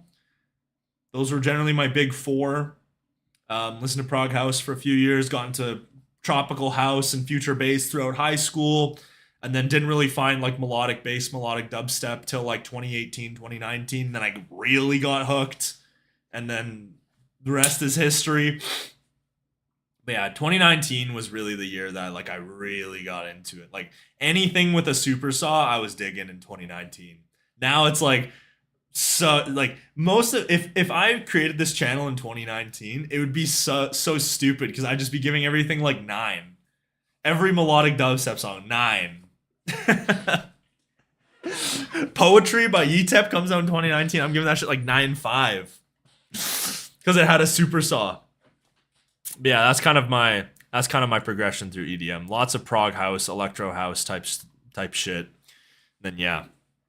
So I feel like a lot of people had similar progressions through the EDM. Started with Skrillex. Loved Kygo as a kid. Kygo was great. Definitely more of like a high school thing for me. I really got into like a deep, chill house type vibe with Kygo and like that sort of tropical housey type stuff. And then I moved towards more energetic stuff, I guess. Like Mike Perry was a big artist I listened to a lot in like 2017 too, 2018. I have a classic Cash remix I'll send you through Discord. It's called Free Free. I think I've heard that one before. I've dove Cash's pretty much their entire discography. I'm pretty sure I've heard that one, but I don't know if I remember it. Been EDM for a long time. I think when I discovered Monster Cat, I followed EDM religiously. I feel like a lot of people grew up as like a Monster Cat kid.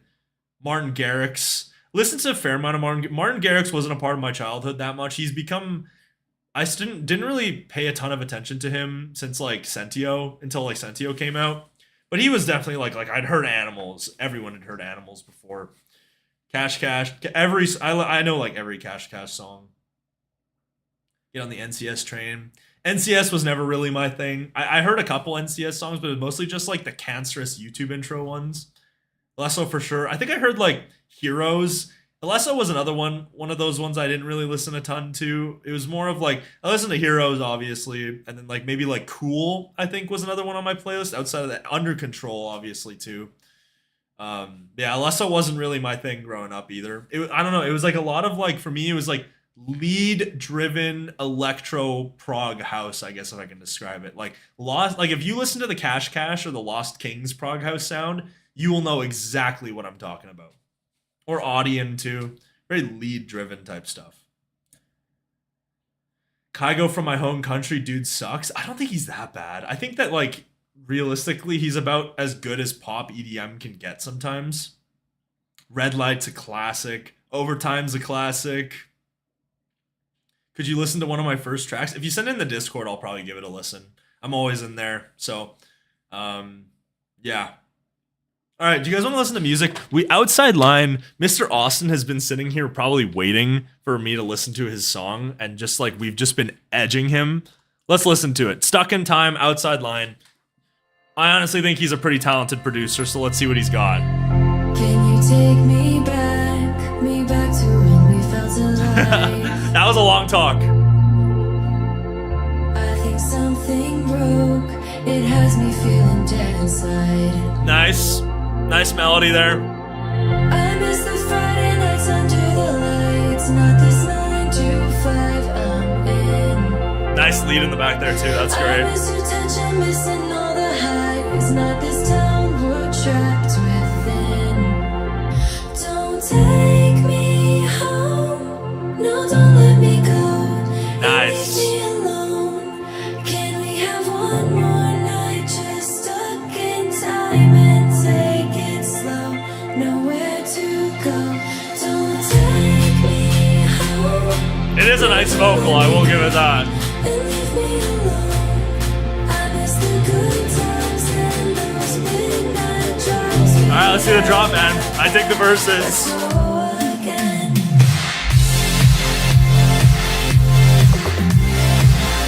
Nice little fill there too.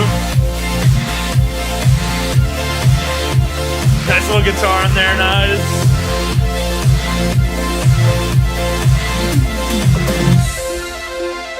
Oh!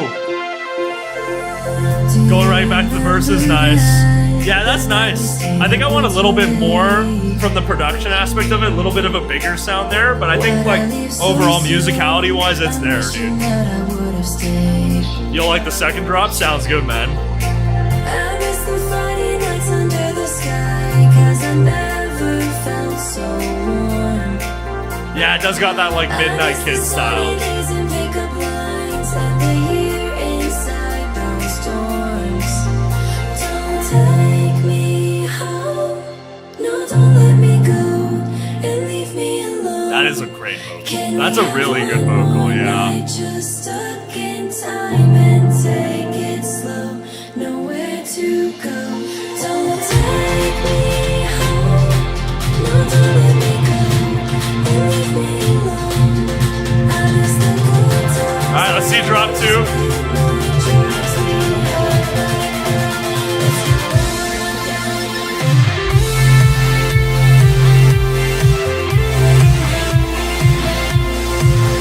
You weren't wrong. That's fucking great.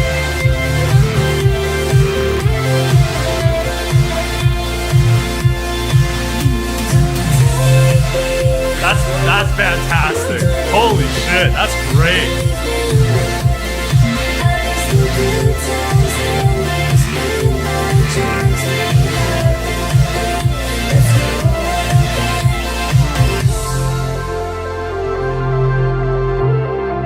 Oh, bring it in the outro. Yes, dude.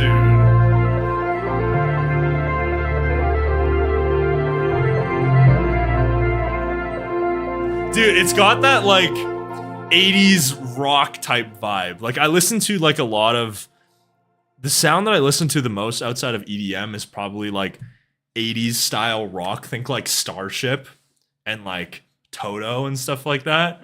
This is like right up what makes that type of stuff, that music so great. Like super emotional, great instrumentation on display. Yeah, dude, musicality, that is fucking fantastic, bro. You should be very proud of yourself, dude. That's a great musical song right there. I think big thing for me is I just want a little bit more from the production.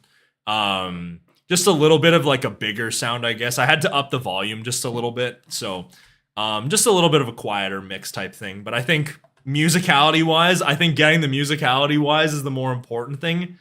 And then everything outside of that can be worked on with technical, working on the technicals and whatnot. But like in terms of musicality wise, that fucking sells it, bro. Solid like 8.5, dude. That was great. That was a great fucking song. Definitely think you're one of the most talented in the producers in regards to the community. But easy playlist ad for me for sure. That was great. So especially the second drop too. Second drop is what you sold me on. Second drop is what sold me for sure. Thank you for the kind words, my boy. Dude, keep it up, man. The stuff's great. The stuff's really great. I can see the vision. But yeah. Let you guys pick what you think. Get your votes in.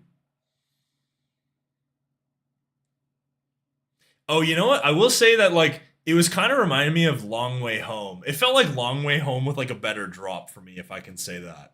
That's where I was kind of sitting with Midnight Kids. With the Midnight Kids type stuff. That's kind of what it reminded me of a little bit. And, like, with Long Way Home, the big thing I was really not in love with was the drop. So that felt like Long Way Home, but, like, with a better drop. So that's what it kind of reminded me of. But, yeah, great stuff overall, dude. Loving it. Is it out anywhere outside? Yeah, it's on all streaming platforms. All right, minute has passed. Gonna get a good from chat. I would agree, dude. Fantastic little song. Easy ad for me. Fun musically. Really emotional stuff. And yeah, dude, keep up with the work, dude. I think that, like I said, I think with the other track you did as well, the musicality is there, bro. The musicality is there. So just keep it up, dude. I think that this stuff, I think that there's definitely a want for this type of stuff. So keep it up, my man. But anyways, that's that. Let us head on to the next one. You got a lot of people were saying this one was kind of mid. We have got Rival and Deandra Faye with Scars off Little Lost in Dreams released here. Beautiful album art though. Love the album art. Might be AI, not entirely sure. Beautiful regardless though. Love the vision. That was the word I was looking for. But yeah, Scars, not really sure what to expect. Let's listen to it. Random question, what decks do you use for DJ? Newmark Mix Track Pro. I don't know how I remember the name of my deck, but it's this one.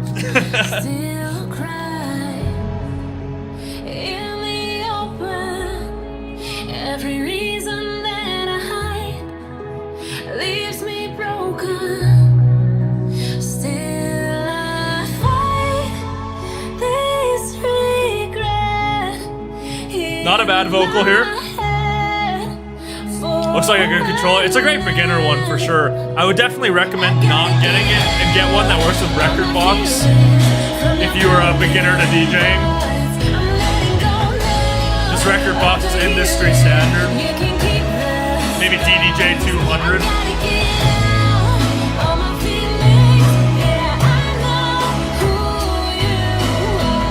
It's not bad so far.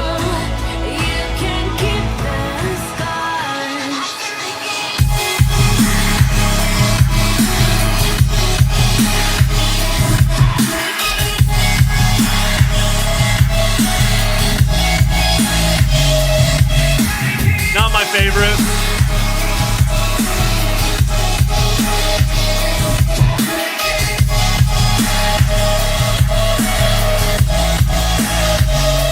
It's got that like sort of noise wall profile that like I'm not hugely in love with in the drop, but I think ideas wise it's pretty strong, but just production wise not my favorite in the world, but DJJ 400 is a great controller. If you can afford it. a lot of beginners, it's a tough one. But what does DJs do? Turn knobs for no reason? I can go over a little bit later. I want to do like a DJing course though, like of how to DJ melodic dubstep. Maybe I'll continue working on that. I kind of put it to the side, but yeah, this is a nice vocal.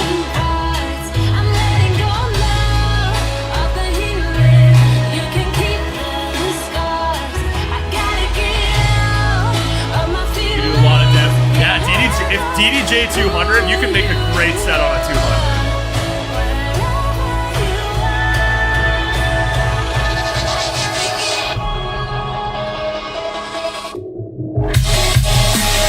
Yeah, I figured it was gonna be like a hard wave type thing in drop 2. Or actually no, it's pretty similar to drop 1.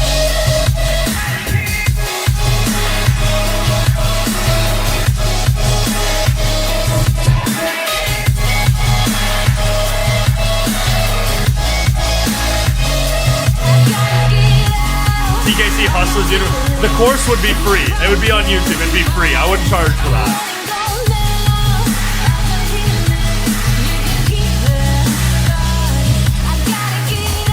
Definitely agree with you, Rosa, on that one. It's just got that like noise wall type profile.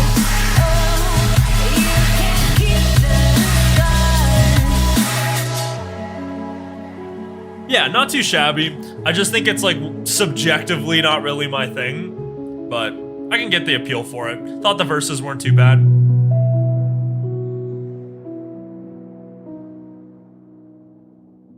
Nice little outro there. Needs a lead. Yeah, I think having like a lead, a mid type lead being a little bit more present would have been really nice. But yeah, that's Scars, Rival, Deandra Faye. Personally not my favorite. Got that like sort of noise wall type sound profile that I was talking about. Thought the verses weren't too shabby. Great vocal from Deandra Faye. I just don't know if the verses did enough to necessarily engage me per se. But overall, I think it's like a decently strong track. I could see the appeal of someone liking it. Personally, that's going to get like a 6.5 from me if I was to say. Actually, 6.75. I don't think it was 6.5 level. 6.75. I did the same thing with Fairlane too, where I was about to give it a 6.5. But yeah, that's where I'm kind of sitting. Personally, just not really my type of sound when it comes to the melodic type music. But yeah, as mentioned before, I was gonna do a melodic bass DJing type course where I was gonna do like melodic bass DJing 101 type thing, where because I think a lot of people understand how to DJ, but I don't think a lot of people. I think a lot of people that have asked me questions about the DJing stuff, they have issues DJing melodic bass specifically because it's a really difficult genre to DJ. So I think just in terms of helping people with that, I think maybe we could get some more people comfortable with DJing and whatnot, and then who knows, maybe could start seeing some more people at MageFest, perhaps more performers, perhaps more people DJing in the community. In my opinion, is for the better. We need more sets. We need more mixes, guys. We need more DJs. We need more people playing stuff, sharing their favorite songs, making mixes, dude. MageFest. Had to mention it, bro. But yeah, that is a minute past. Gonna get a mid from chat. I would tend to agree. Just one of those things where it's not really my type of sound, but TKC gonna kill it at MageFest. We'll see, man. We'll see. I think the set was pretty good, so been bedroom DJing for a while. Yeah, dude. I think I would encourage everyone to pick it up. It's a fun little hobby to do, and it's pretty rewarding. I think that the barrier to entry, especially for a lot of you guys, you music people, you guys all like music. You guys understand how music is structured. I think for you guys, it's a lot easier to dive in. I'm trying to teach one of my buddies to DJ right now, and he doesn't really understand EDM structure. And so it's tough to kind of teach him that because you kind of have to teach him the fundamentals of music first. Once you get into the DJing, it's really not that tough. It's more so you have to understand what songs go with what and how to construct a good set. Constructing a good set is very challenging because you want it to flow properly and whatnot. So that can be the tough part for some people. But tip I'd recommend for that, your favorite artist you've ever seen live, go to a website called 1001 Tracklists. Shows their track list of practically every set they've done and just analyze how they structure their sets. And you can listen back to the track as well. Very, very useful website to use when it comes to building great sets. Because, for example, Illenium, perfect artist to replicate. I think Illenium's got some of the best sets in the scene, if not probably the best. Illenium and Jason Ross are probably my favorite artists to see live. So literally what you do, just go to 1001 track lists, look at an Illenium track list, and analyze some of the patterns that he does and what makes his set so great. Lots of, just a great mix of heavy and melodic and emotional type stuff. Learn how to DJ from watching Jana sets on YouTube. Yeah, I'm pretty sure she literally offers like a DJ, like she puts like a camera near her DJ equipment and you can literally see what she's doing real time. At least I think that's what she does. I'm not entirely sure, but she puts her camera relatively close. So, definitely a good one for sure. She has like 50 sets on YouTube too. So lots of material to analyze there. You see the Jason Ross Hollywood set on YouTube?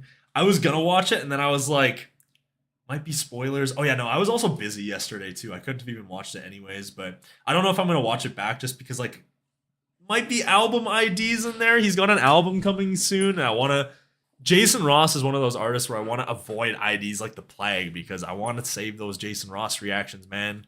Jason Ross is a viewer of the channel, bro. We got to save those reactions. But yes. All right. So that was Rival. We have got another Shallow tune here for you guys.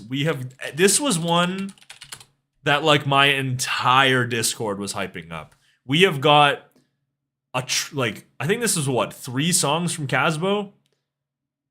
Okay, so he had one before, now he's got a double single. So we're going to be listening to Atlantis today by Casbo, Shallow, and Bjorn. What are your thoughts on No Tomorrow? No Tomorrow was good. I think that I had 3 main critiques with No Tomorrow, but otherwise it was practically a perfect song. Wish the lead was a little bit more present. The lead melody itself was fantastic. I wanted a little bit more presence from the lead. Wanted a little bit more from the hardstyle kick too. I think he went a little soft. And then wasn't big on the vocalist. Although outside of that, I'd give it like an 8.5, 8.5. It was a really good song. Perfect, except for just 3 little critiques there. But yeah. I don't know. We'll see when the album comes out. It was on No Tomorrow was on Monster Cat, which I was kind of surprised by. So I don't know if that's it for Ophelia. Like, if I'm gonna say it right now, if Jason Ross is done with Ophelia Records, label's done. Shoot it in the head. It's done. If Jason Ross leaves, I mean, Trivecta leaving would be pretty tough too. I don't think Trivecta's gonna leave. I think he'll probably end up staying with Ophelia, but if Jason Ross leaves, wow, that's tough. That's tough. I don't think you can recover from that as a label. Literally like your second biggest act and like 7 Lions' best friend. I don't know if Jason Ross would return to Montecat. Yeah, I don't think so either. I think it was just a one-off, but I'm kind of surprised that just didn't make it to Ophelia. You'd think that that's a sound that they'd want to explore. But anyways, Atlantis, Casbo, Shallow, Bjorn. Let's get into it. Again, like I said before, this song was getting gassed up beyond belief in the community. So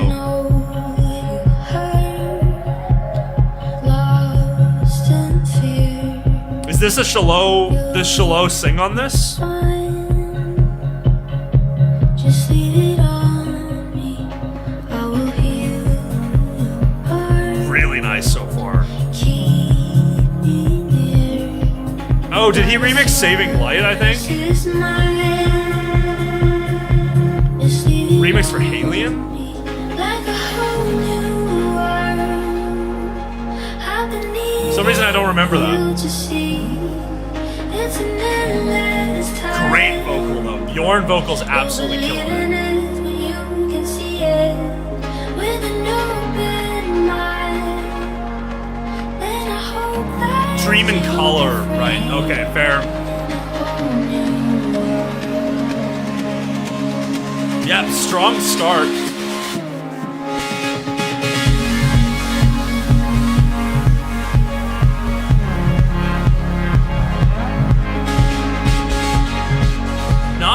I don't really love the production on those like lead type things, like in the saws, I guess, but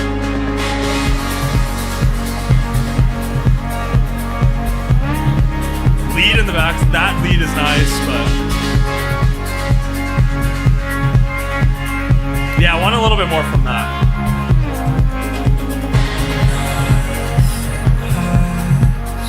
Yep, Shalow's there.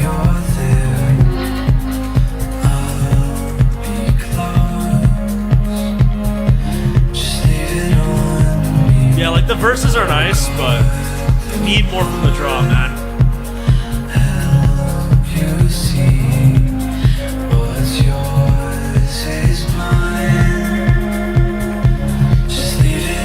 It's hard not to fall asleep at 2 a.m. on that.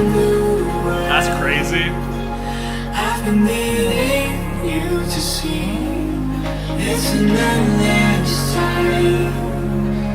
You believe in it, you can see it. Really nice work with the layered type duet vocals. That works a ton. Then I hope that you'll be free in your home. Give me a little bit more in drop 2.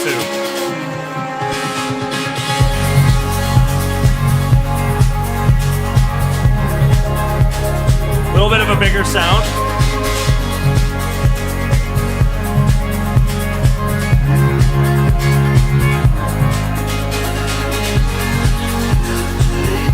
I would say it's very similar to the Sultan Shepard one, where the verses are really nice, and I think drop 1 is a little bit of a snoozer, but drop 2 is really good.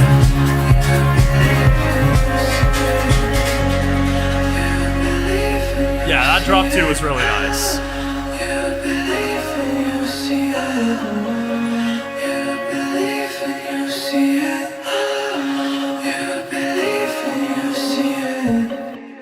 Yeah, I agree with you, Whip. The layering of the duet vocals was very nicely done. Yeah, in terms of that, though, I would say not too shabby. I think that the musicality of that, again, like the Sultan Shepard one, was really well done. Shallow musicality is generally absolutely on point. Issue with that one, though, is I feel like it's literally, to me, the same song as the Sultan Shepard one. Great musicality in the verses, just drop 1 wasn't really there. A little too minimal for me. I understand that sort of chill house structure where it's like really subdued drop 1, builds it up into drop 2, but I feel like the drop 2 could have been drop 1 and then maybe go even bigger on drop 2 perhaps.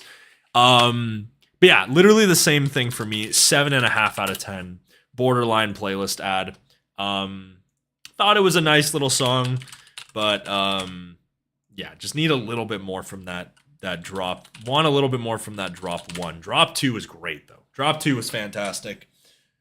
But yeah, sometimes that's where I sit with Chill House, where drop 1's not always there. So, unfortunate but reality. 6.5 out of 10. Can't wait for the album. Think the album will be good. Interested to see what the album contains. 8.5. Like the echo stutter, new to Discord. Where do I send the message? You can just send it in general. Most of the time I'll just end up reading it. 2 a.m. with Hardwell would be hard to sleep. No, we're not listening to Hardwell at 2 a.m. That'd be crazy, bro. Looks like it's a battle between good and mid. We'll let it keep going a little bit.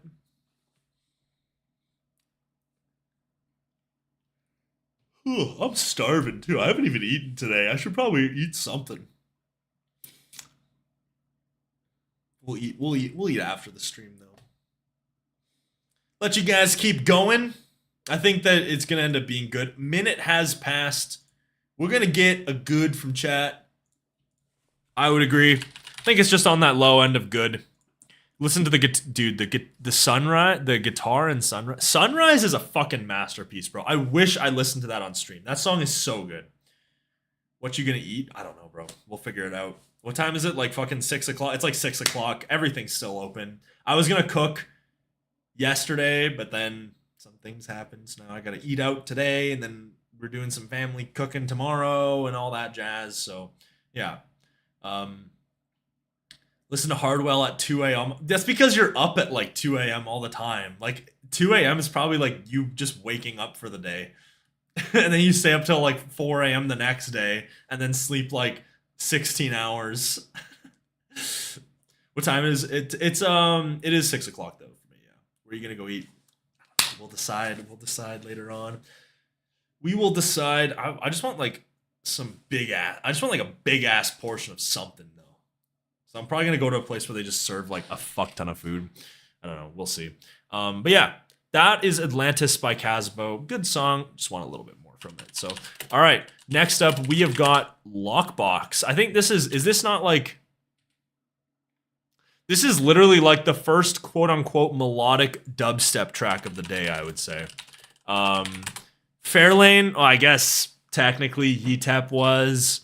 But yeah, we've got God Rezz by Sydney Blair, Lockbox.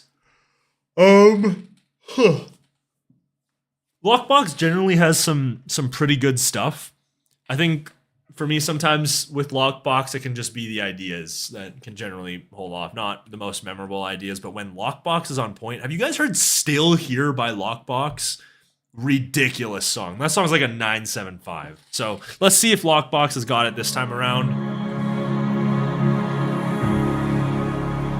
Felt myself coming to life. Great atmospheres. Visit your local Chinese restaurant. I was thinking Chinese, bro. I haven't had Chinese food forever.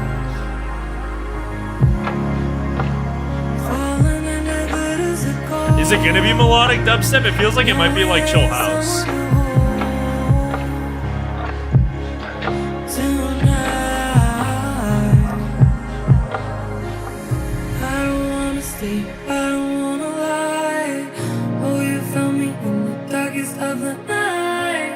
I don't know if I love the vocal, but musicality of it, of the instrumentation is really nice.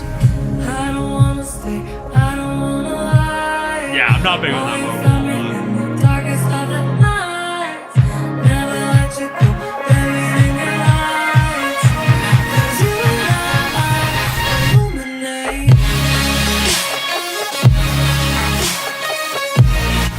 Interesting little lead on that.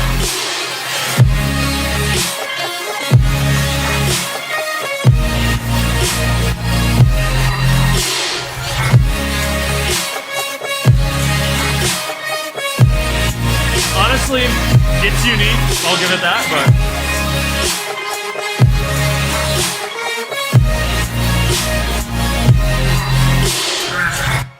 I think that's a type of drop idea where I would be willing to forgive it if the vocal and the verses were great. I think the production of the verses are great.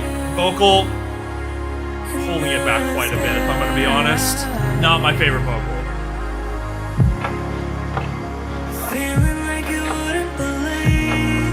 It's also pretty slow BPM too. Is that like 120? Maybe even like a 115 almost.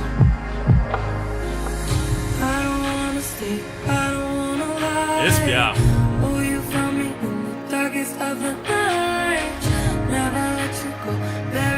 Yeah, it's just the top vocal.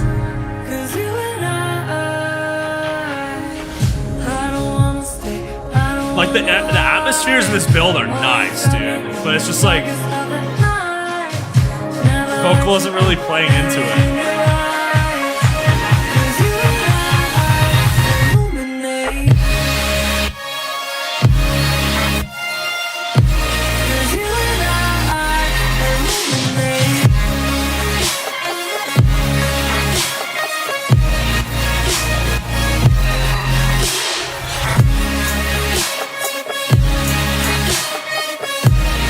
Yeah.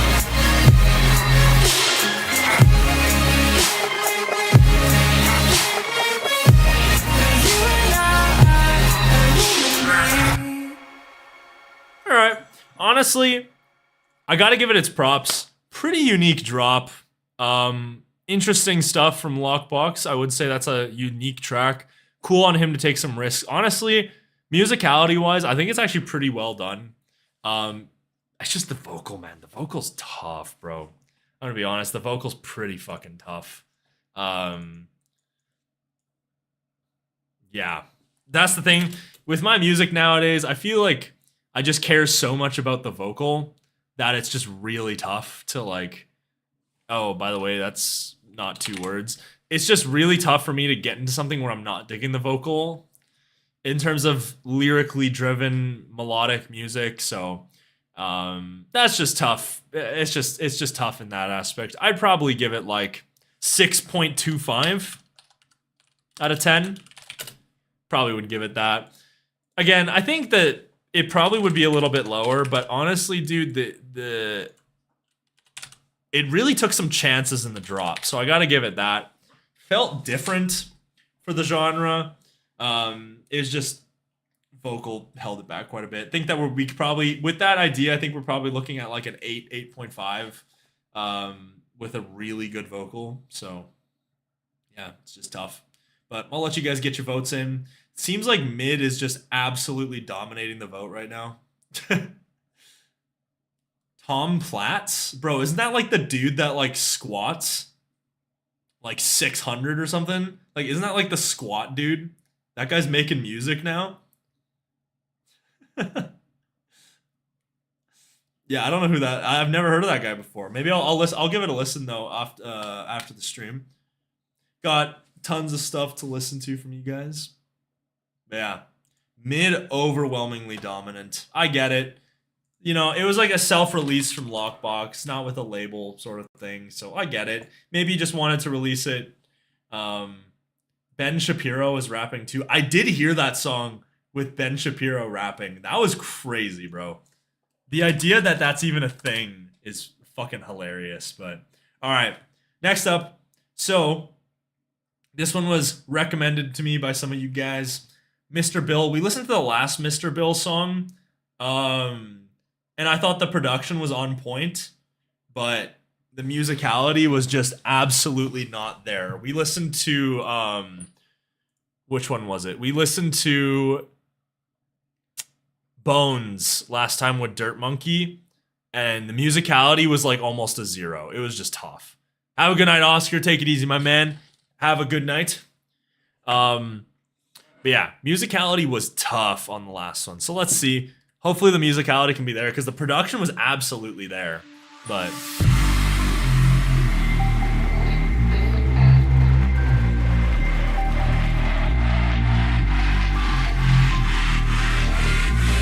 no, it's not AI generated. Ben Shapiro actually rapped on it.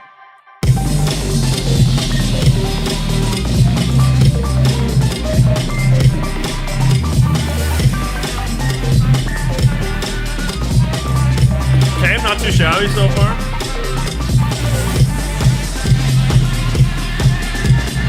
Not like super engaging in the world, but okay, that was cool.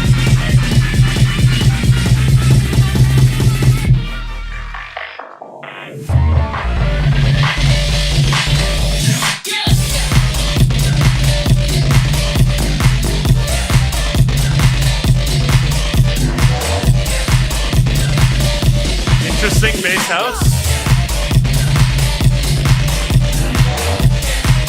That's kind of good, I'm not gonna lie.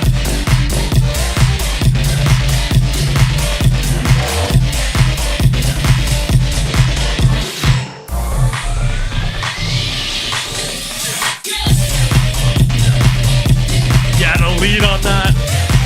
Please react to the bench. I've already heard it. I can't react to it when I've already heard it. Drops a little long, but a little fade out action, filtering it out. I was gonna say end the drop here. That's an appropriate drop. There you go. All right. I was gonna say it was getting a little long there. Yeah, dope song. Please just play it. It might get us copyrighted, bro. It's a big ass song, dude. You know what's crazy? I'll talk about it after, but I feel like Ben Shapiro on his rap section, he could have went harder. He was going a little slow and his whole thing is talking really fast. Alright, let's see drop 2.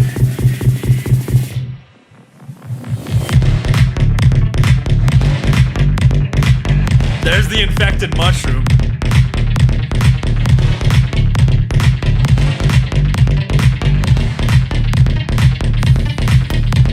Got that like sort of bass, almost like bass house side trance. Bring up the energy a little bit here and you've got yourself a banger, dude.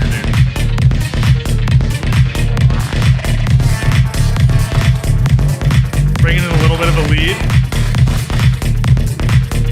I do want a little bit more from the idea in the B section.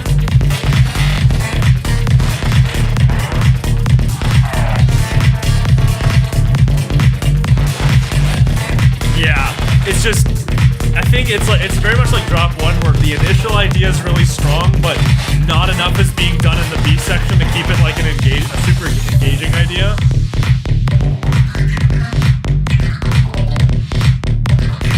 Like, see, I feel like the drop could have, like, the track could have just ended there.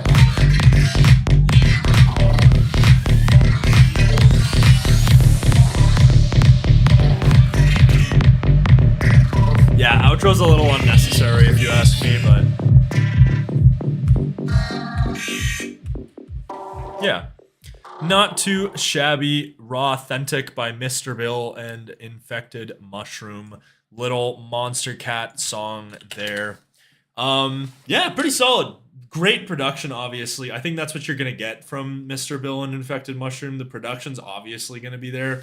I think the issue is that I think it just clearly lacks like musical brilliance and like in terms of how a song should generally be structured. I think that I think this happened with both drops. Both drops, really great solid idea of the foundation. I think the foundation of drop 1 and the foundation of drop 2, brilliant ideas at their core.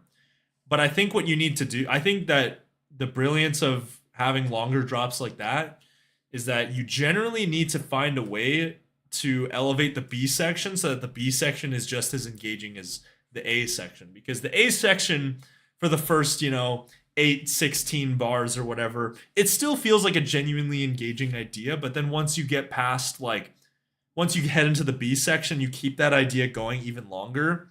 It's really hard to keep people's attention spans. Or it's not necessarily that it's hard to keep people's attention spans, but it's like, in order to keep that idea engaging, you have to elevate it beyond that idea. That's just how music works, I feel like.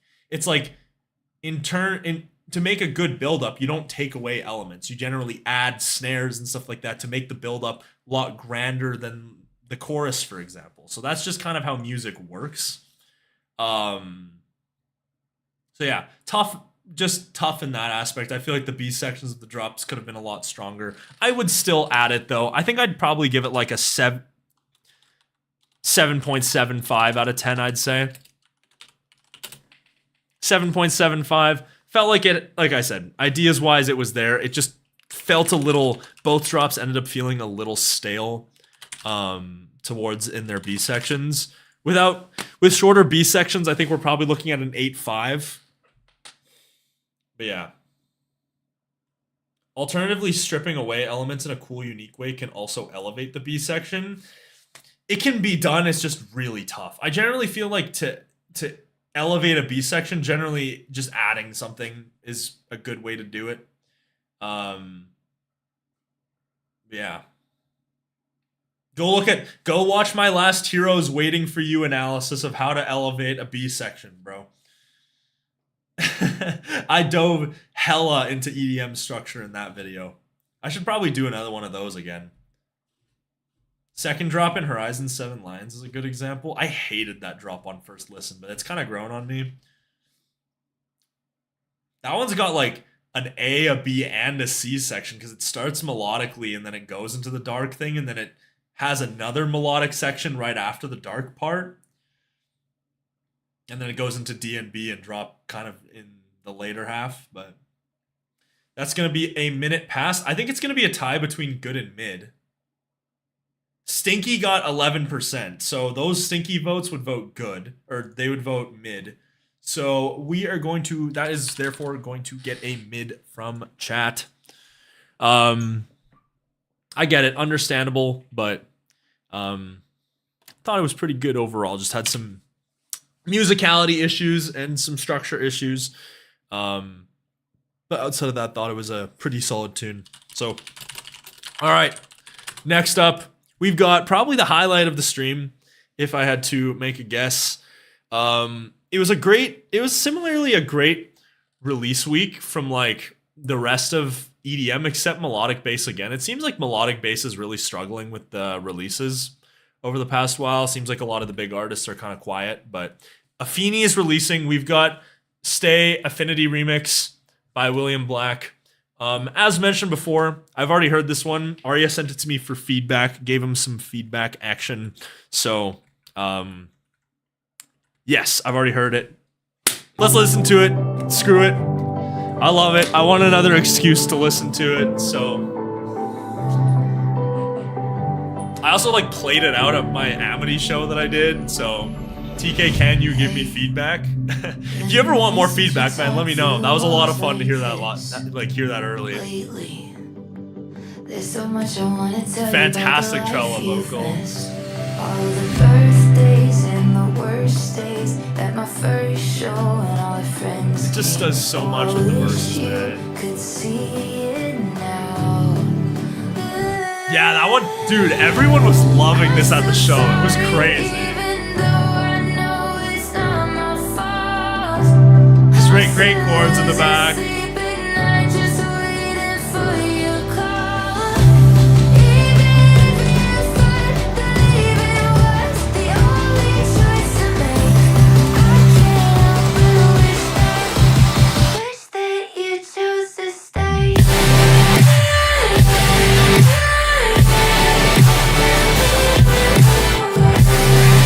drop is just so fucking full.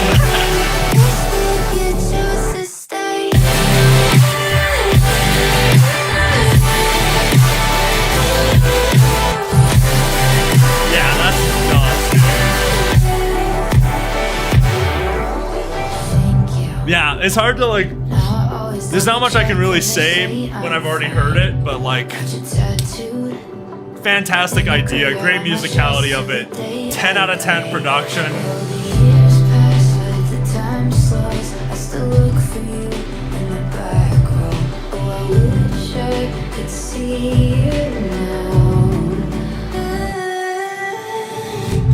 I love this part too, with the guitar, strips it down.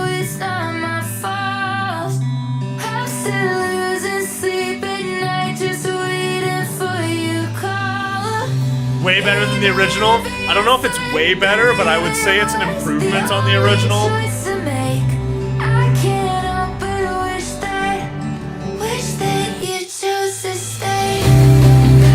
Love this build up too.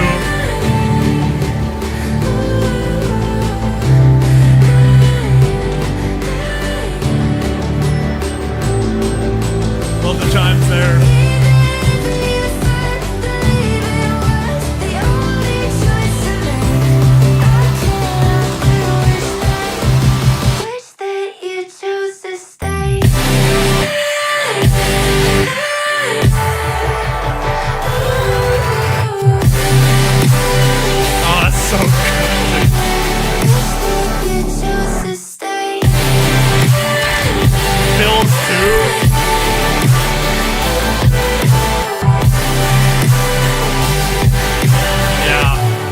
Just nuts, dude.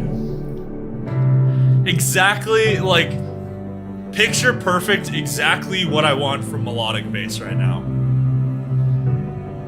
Beautiful songwriting, great vocals, fantastic production on display. We're playing this at the back-to-back. I'm so down, bro. So down. Honestly, I feel like it'd be like a decent opener, but yeah, dude. Fucking fantastic. Again,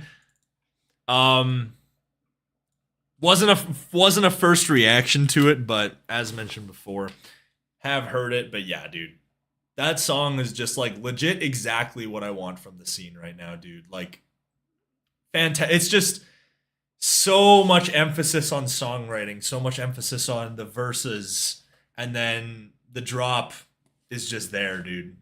For perfect production, man. Thank you for helping me to get it to 100%, dude. My pleasure, bro. If you ever want more feedback, let me know. Always down. But yeah, not much else to really say on that front. 9.75 out of 10. Probably where I'm sitting with that one. Exactly what I want from the scene right now, bro. That's literally where I'm at with stuff like this. So fucking good. Need more Trella, dude. We need more Trella. Lachlan Jacob with the 299A. I don't know what currency that is, but thank you, my man. Amazing. I agree. I definitely would agree, but thank you for the 299, brother.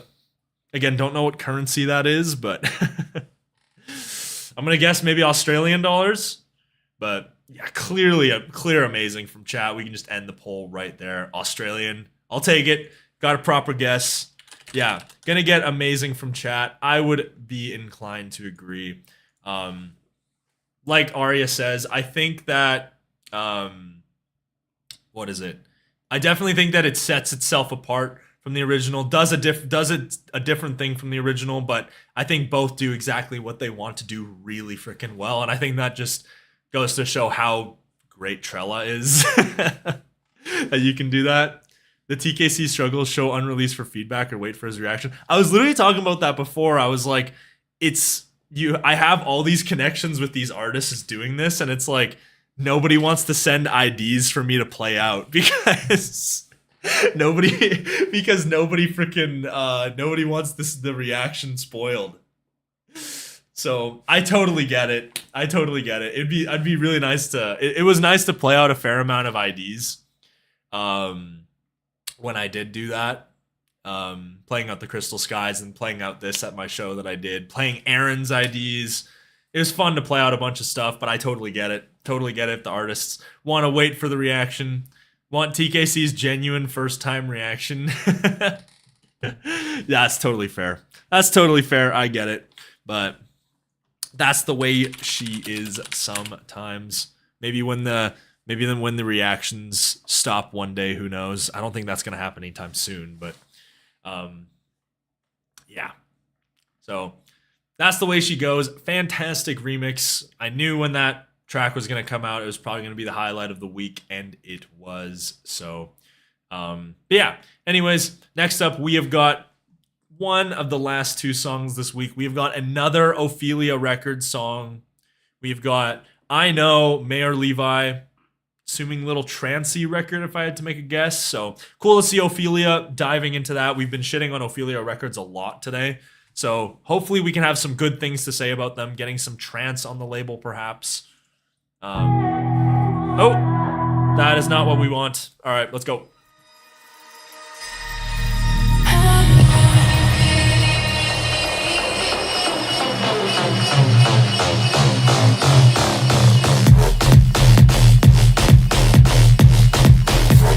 Not expect that. Okay. Great basses on that.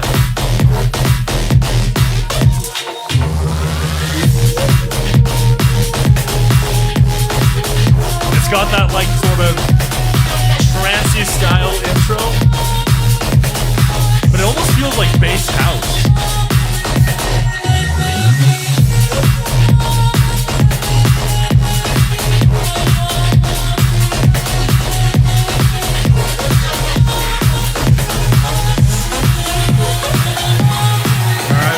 We're gonna get the stripping elements here. Nice.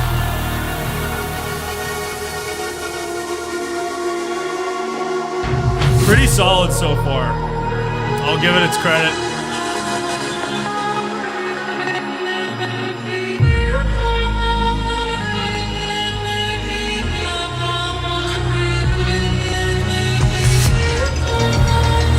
Cool little sound effects in the back. Really well produced song so far.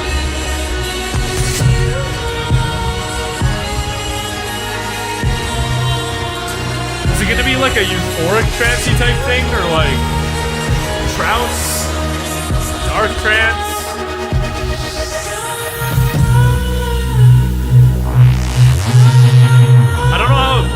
don't know about the structuring of the track though.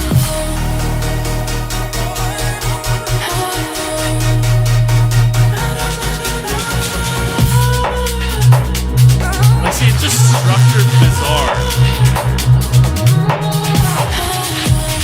Doesn't feel like any sort of progressions are happening.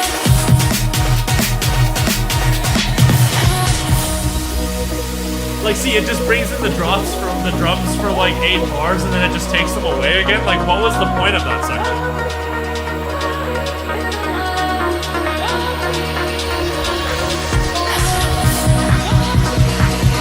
Alright, I'm gonna anticipate a big trance drop.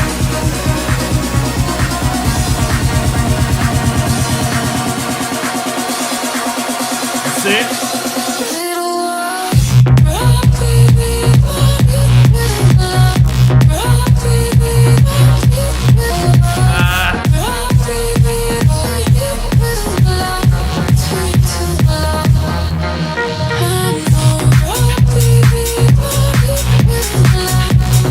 Like a bass house type thing.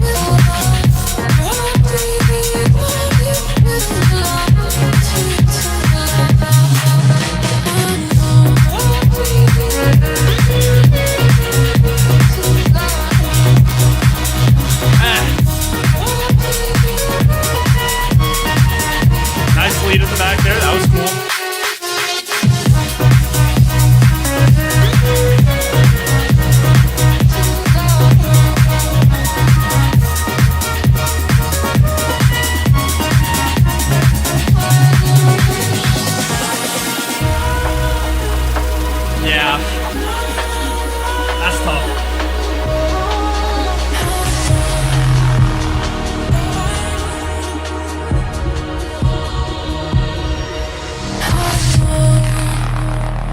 Yeah, I think that thinking it through, thinking exactly what we said, what we were talking about before, I think it would have been too good to be true to have like a massive trance banger on like Ophelia Records. That would probably like why would Mayer Levi not just submit that to Anjuna or something, right?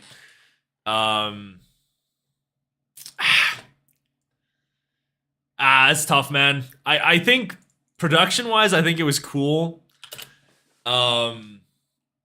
I think the first drop that it kind of had, like the intro sort of trance style drop with the bass housey influences, I thought was pretty cool. But I think to build up all of that for like the same thing that we just heard at the beginning of the track with like a vocal lead on top of it is tough. And I just think like structurally the build-ups didn't really work a ton. Like I said, there was that like 8-bar section where it was just like drum that he brought in the drums and he took them away, and it's like just weird sort of structural type decisions. Yeah, I don't know. I'm not really digging that one a ton. I thought that it was a little promising initially, and then as the track kind of went on, I wasn't really as much into it. Like, so yeah, I don't know. Kind of just waiting, like, for me, waiting like, I don't know, 2 minutes for a drop, like a bass housey type drop that doesn't really have that like energy of sort of bass house. Yeah, I don't know. Personally, not my thing. I think I'd give that like a 5.75. Thought ideas wise, like, was just kind of where it wasn't really there. I think production was production was pretty solid though. I got to give it that. Thought it excelled in terms of its production, but musicality and structure and whatnot, I don't think it could be further from a song that I'm not really as into that much. So yeah, I'll let you guys get your votes in. Damn, that score hurts. I mean, we're already starting with a genre that I don't listen to a ton of. Like, trance in general, I'm very, very specific about what type of trance I like. Like, the amount of trance songs I've heard, and I've just been like, nope, not for me, not for me, not for me. And then I hear, like, that one trance song I like that's like a 9.75. Takes a lot for me to enjoy some trance, so I get it. We got some amazing votes, though. You guys are saying that you think it's amazing. I can see it. But yeah, just the structure and the musicality of it all kind of just threw me off. Oh wait, a little bit longer. We'll listen to Eptic, and then I think we'll call her a stream, dude. I gotta eat, bro. I have not eaten at all. What style of trance do you like, out of curiosity? Have you ever heard? Here, you know what? Actually, I'll just play it. I'll just play it. Where is it on my playlist? Here, this fucking song right here, bro. I hope this isn't on a label that's gonna get us blocked. Armada's probably not gonna get us blocked. This type of stuff by like this sort of like euphoric type stuff, but like with energetic drops is what I like. Like listen to this shit right here.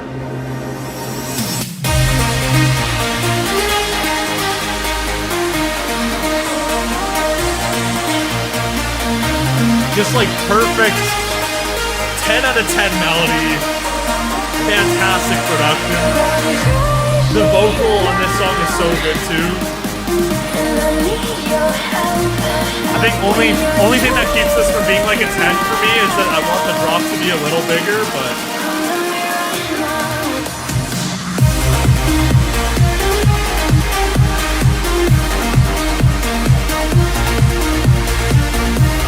who's singing? It's a Sarah Skinner.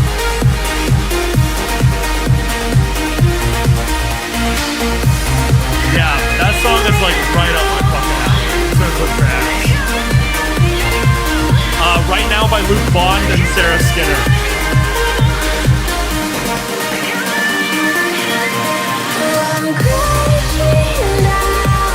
Yeah, fucking fantastic song.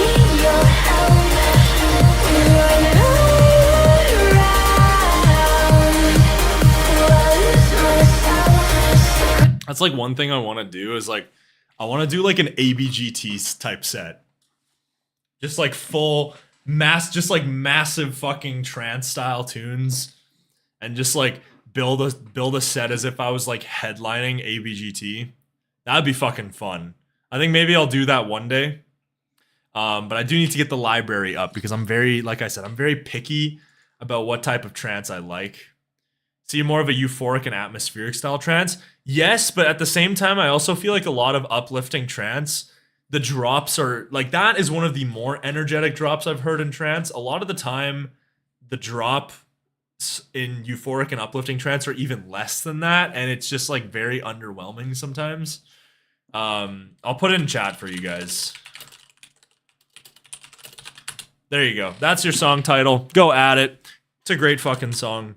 Luke Bond is generally, I would also recommend if you like that one, go listen to Luke Bond and Gareth Emery's remix of Reckless. Classic vocal. Reckless is a banger on its own. And then you've got the massive trance style to it.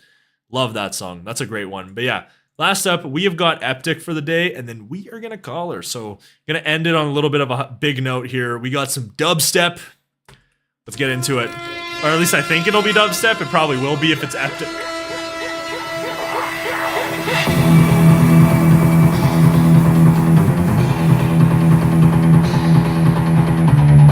Eptic build-ups are normally always great. For me, it's just sometimes the drops that are not great on Eptic, but his build-ups are always generally really good.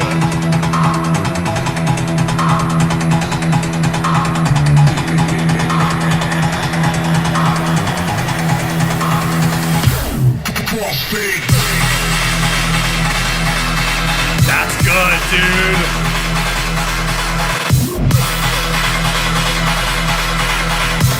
Huge energy in the builds.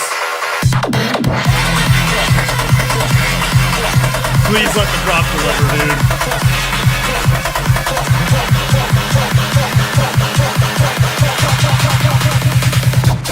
Crossfade.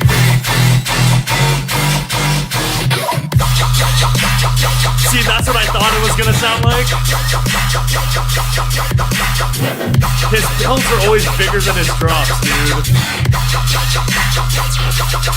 That's how it goes. Like, listen to that part.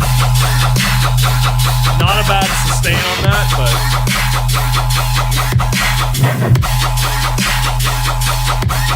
yeah, that's my issue. That's always my issue with Eptic.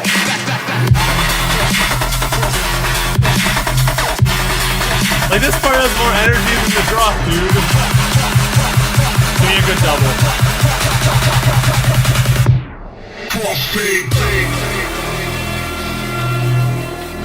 Oh, you're gonna build and then not go to anything. Interesting decision.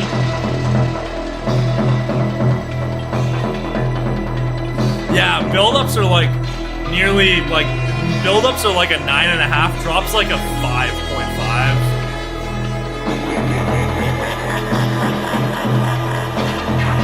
What a weird build-up.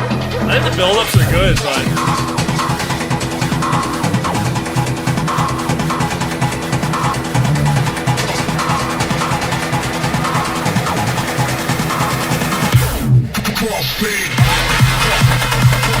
dude, these build-ups are so good. What the fuck?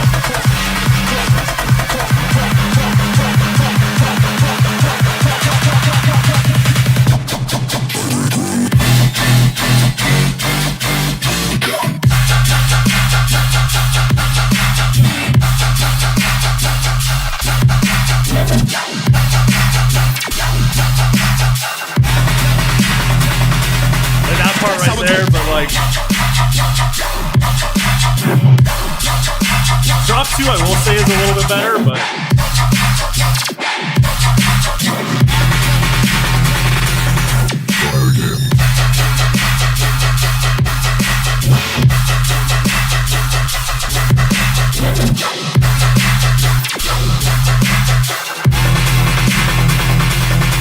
That's how it goes.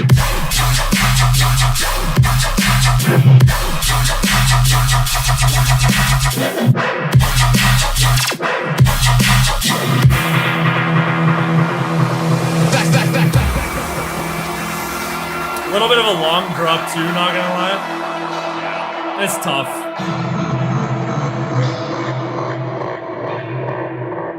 I think that's why I'm so excited about Master Hand, because Eptic builds are always like 9s, bro. Eptic is so good at making these builds, and then he like kills the drops every time. Like, he kills all the energy he built in his drops. And so like I think that's why Master Hand I'm so excited for, because like you're gonna have the drop energy of like a Space Laces, and then the drop sound design of a Sudden Death. That's gonna be gnarly, bro.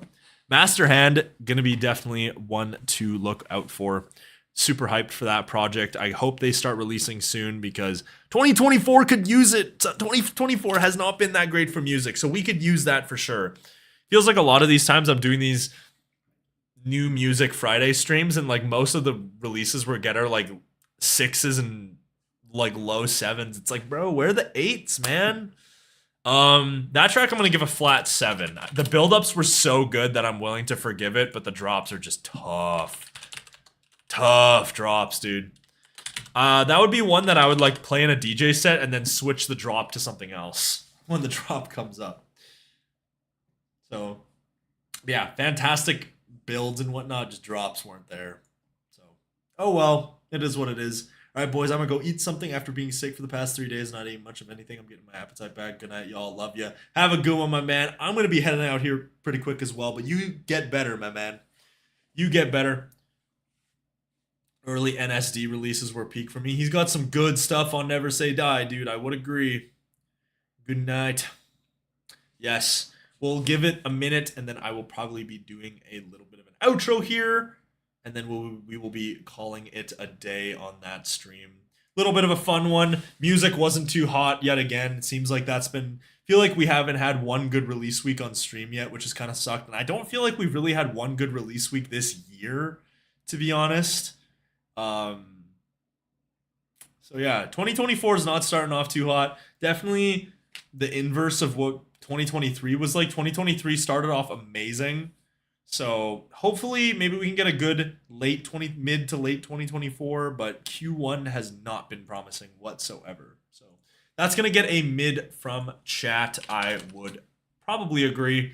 Man Cub got anything coming? I doubt it, because he just did his album. So I don't know if he's probably got anything coming soon, but yeah, that's going to be it from us, ladies and gentlemen. Thank you all for tuning in. We'll see if we want to do next week. Again, going to be more so dependent on whether the music track list is hot or not. Again, this it's just been a bummer of a year so far. So need some better music this year. We'll see, but I will see y'all in the Discord as always. Yeah, take it easy, boys. I'll see you later.